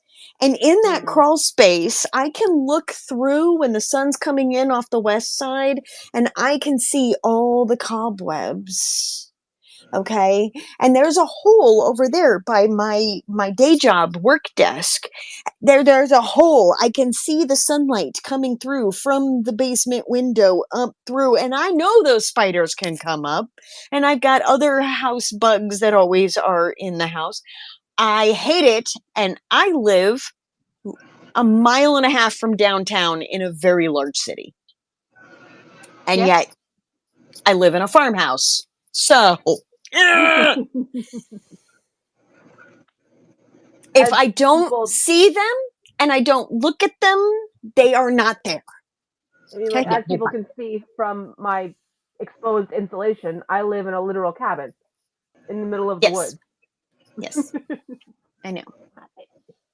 And as everybody can see from behind me, I live in a trailer, 68 model, double wide, that has seen. And also, the funny part is I am the last house on a dead end road in a one-horse town, and his name is Clyde. Technically, it's not a one-horse town. There's like dozens of them, but the main one, his name is Clyde. And yes, he is a Clydesdale. That's originally called. I would assume so. And he actually, it would probably be better if he wasn't. It would kind of be. And I It get would to be see like him amazing if he wasn't. how many farmers market. Nice. Because he pulls the big wagon up there full of the vegetables and the cantaloupes and the watermelons and everything like that. So I make sure to buy the carrots from them just so I can feed the horse the carrots. Because I have special permission. Yeah. That's why I kind of laugh anytime you guys talk about. So, do we think that Julie is going with this one, or? Oh, we're back from the break! Yay! So, like, great! Say it again. Say it again, John. I was like, I've already forgotten. My brain's fried. I think we just realized that if I try to get a call on Messenger, I lose my sound. That explains the glitch. Okay, yeah. Because Isaac just tried to call me.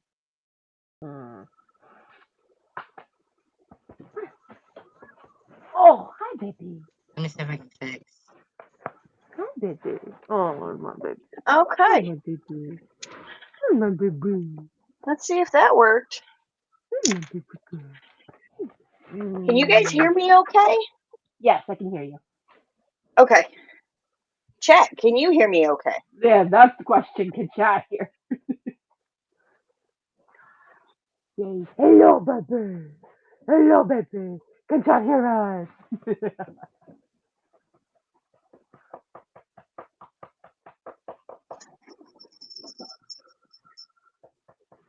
Pepper? Are you being spicy?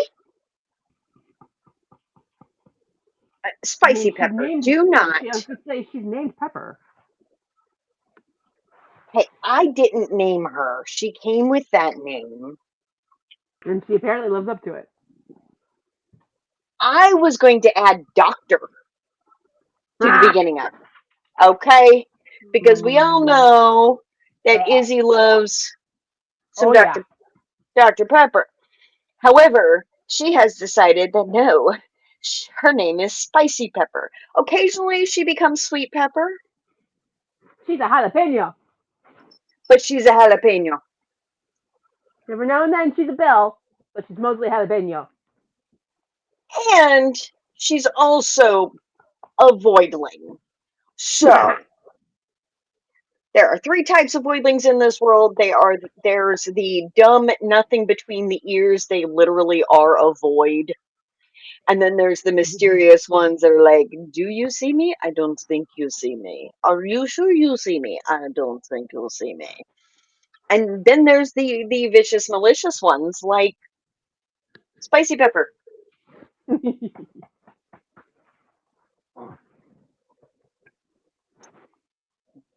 Oh, not letting you back up. No, we need Julie to take us out yet tonight. Oh God, that tongue went in my mouth. Okay. There we go. Resend it.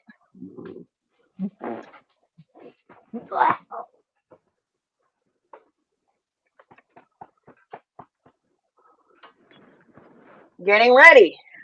Hey! There she is. We're back. Apparently we just figured out because I know what it would do when we were on TikTok.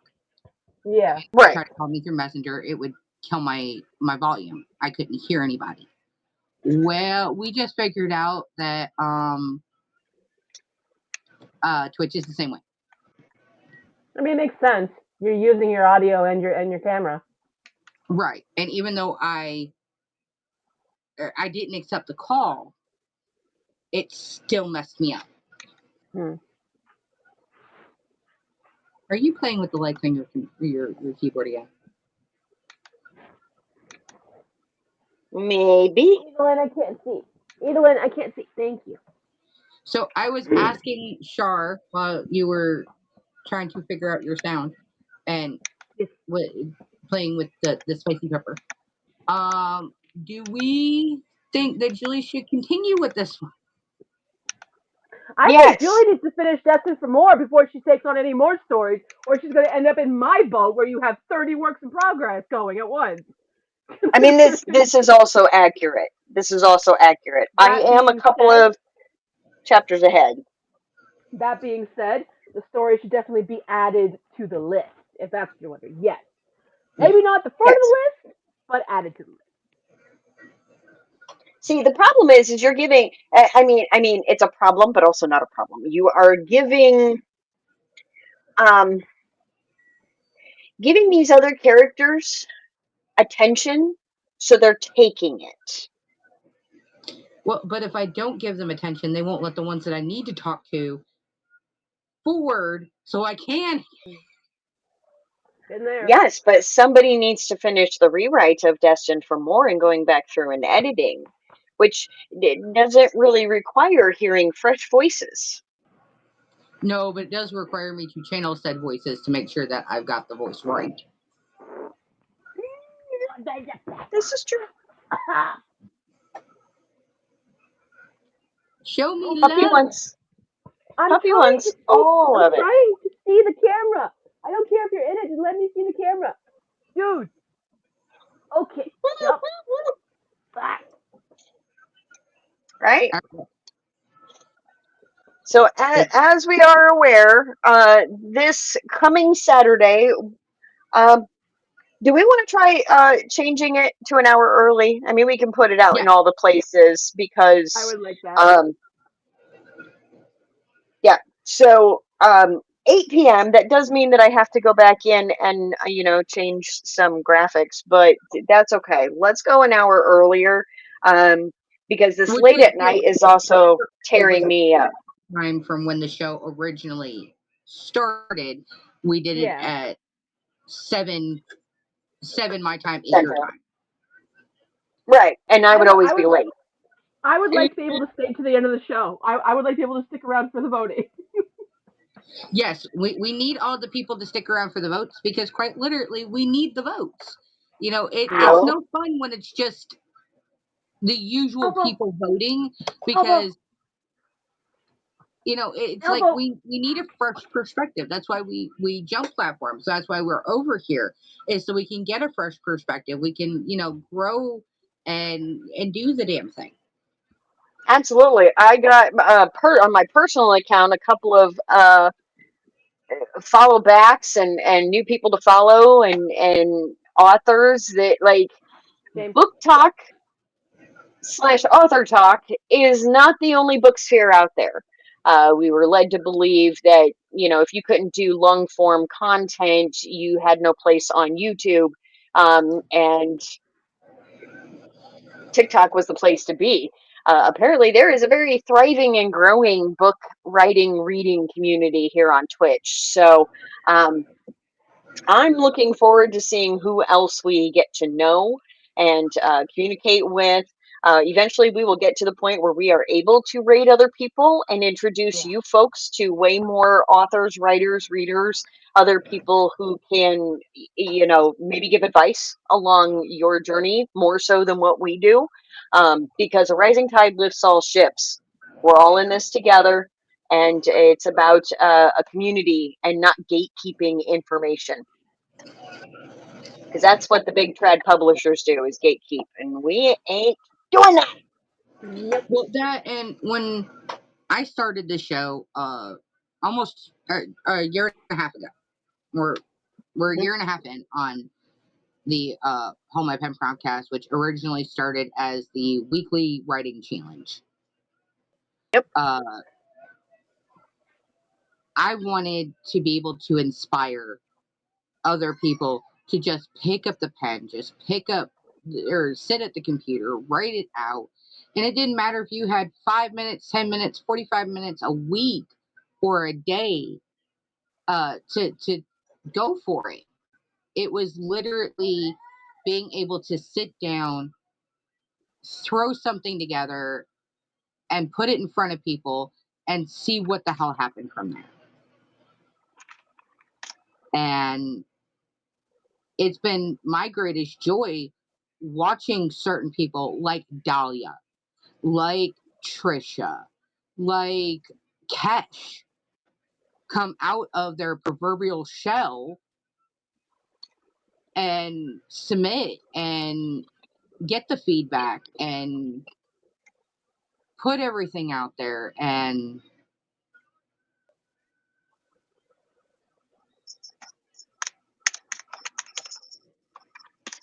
it just warms my heart seeing all these people coming together and meeting new people.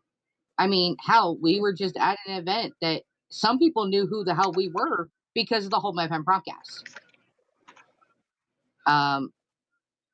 And a lot of them who didn't know what the Hold My Pen Promptcast was, everybody in that room knew what the Hold My Pen Promptcast was when we were done.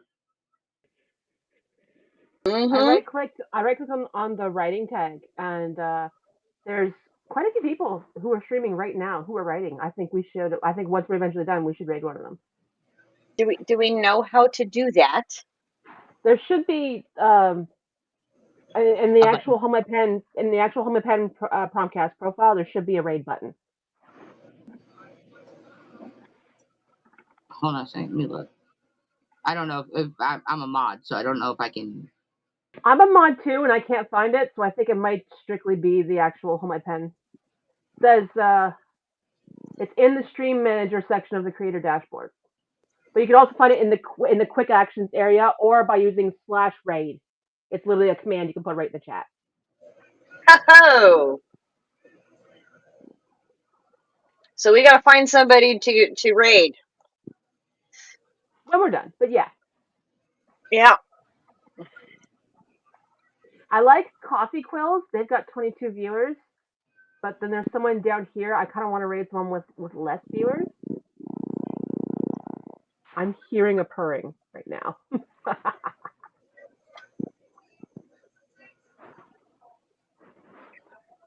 Is that a cat or an Izzy? I'm not exactly sure which.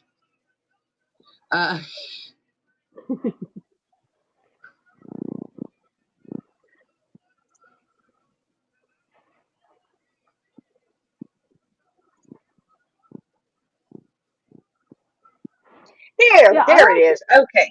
Yeah. Okay, you found it. Good, excellent. But yeah, I like breaking it up over 2 days, and I definitely like the idea of starting at least half an hour to an hour earlier because I miss being able to actually stick around for the rolls for the voting. But I have to leave by midnight, so although not tonight. Tonight I can stay late. We're in the third row on the whole on the browsing page. We are in the third row that Yeah. people can find us. Oh wow. Okay, cool. Yeah, that is. That I is told you amazing. guys. I told you the writing community on here is actually really cool. Well, it's like the one that rated us last night. I immediately followed them so I could go over and show some love, and I ended up doing that today and found out we actually have a lot in common. Yeah. Yeah, I hang out in have some sort of ADHD because yeah. we all squirrel. I hang out in the chat of the Lady Writes a lot. I really like I'm Lost in the Archives. They've got a great channel. There's some great writing channels on here. Hey, and Jay, thank you so much for joining our Discord tonight. Great to have you and hang out. If you have any questions at all in the Discord, just throw them in general. We'll direct you where you need to go. There's also a channel information uh, one that kind of explains and gives you links directly to where you need to go. We are not the most technical. We are learning. We are flying by the seat of our pants. We don't know what we're but doing. Actually, involved when I created it. Okay, there was a lot right. of But even us learning how to then move beyond that, and like Julie said, after a year and a half, to go from her just being the host of a TikTok live and hey, let's do this thing, to now we're getting recognized in at events. Because I shit you not, I did not expect to go to Green Bay, Wisconsin. Other than the people that I was going specifically to see, I did not expect somebody to turn around and go, "Hey, Izzy, holy cow, I know That would you!" have freaked me out. That would have freaked me out. Happened to me twice. Happened to me twice, and it is two people that I have talked to a lot over the last 2 years on TikTok, which is great. But I wasn't expecting to see them there. So that was a very Yeah. pleasant surprise. I didn't think I would probably ever get to meet these two people in person, and there they were. And we have this background, and we have this program, and we're growing and being able to do the thing. And please never, consider joining. We need all the people we can get.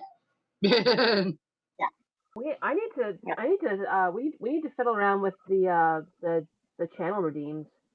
I'm looking at what we've got right now because there's the bits where people can cheer, but then the longer you sit and chat, the more channel points you accumulate, and and I you don't know can what to do with those. cash them in. I don't either, but I know every time that little green box pops up, I'm hitting the box. Click So it. Yeah, it bothers me if I don't click it. I know my friend Leah when she streams, she has like hydrate, check your posture. She's got get up and stretch. But like for us, some of those can be good, some of those can be detrimental. I don't know, but like I like the idea of having channel redeems. So we need to figure out what would work well for us. I don't know. That's somebody else's job. Make Izzy read the next 10 sentences in a funny accent. Look, Patrick already does that, and he makes her do the mean girl voice. So let's not. But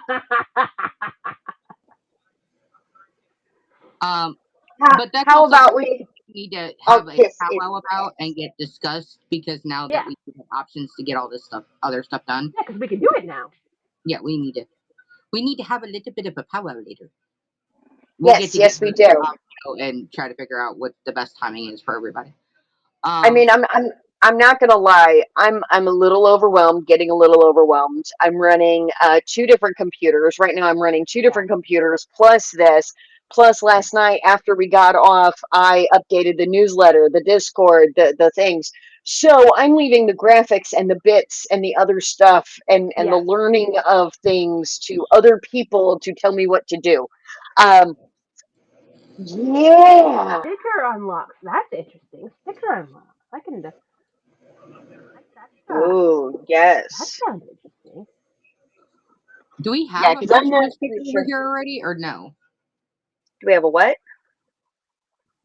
Well, of course, for Dahlia, we would need a French toast sticker.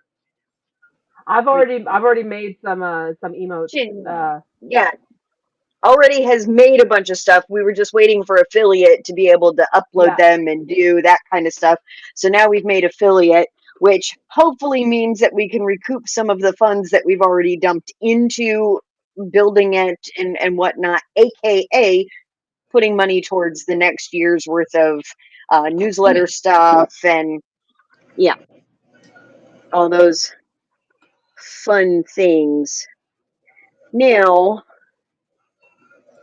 And also, in case in case any of the events we end up going as strictly the Hold My Pen Promptcast, all of those all those funds would literally go toward making sure that we can pay for table setups and stuff like that. So. Yes. Or, additional printing and laminating and whatnot, because there's only so much that we can do DIY and not dig into time and energy, because I have a full-time job on top of this, a full-time job and a 20-year-old and a 22-year-old and 7 feline terrorists that also take up some. Oh, and a spooky creature representing me. As I might be the creator, this might be my brainchild. It has evolved past just me, and as it's done that, I don't know what the hell I'm doing. I have to rely on everybody else to tell me what the hell we're doing.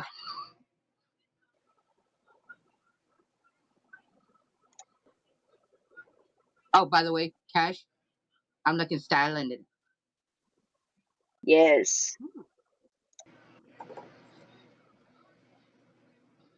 Oh, choose an emote to unlock. Yeah, I was looking at that. I Already think that's have in them all. the Yeah, we already have what? all But those. we can set so that there are certain emotes you can only unlock if you redeem the points for it, which they're going to earn the points anyway. So it just means you have to watch longer in order to get all of the emotes. Yes. But I'm gonna hop off right now because Doggo needs to go for a walk and I have to go down to the outhouse. So this was fun. Yep, and this was absolutely fun. Thank you again for joining us tonight, and to our new follower and Discord member, Jay. Thank you so much. We are going to head out for the night and probably head over to Discord. If I'm going to be honest, that's where we're going to go. I don't have a bedtime tonight, so I'm probably going to be up until 1 Woo! or 2 a.m. I don't know. All right, fearless leader, take us out.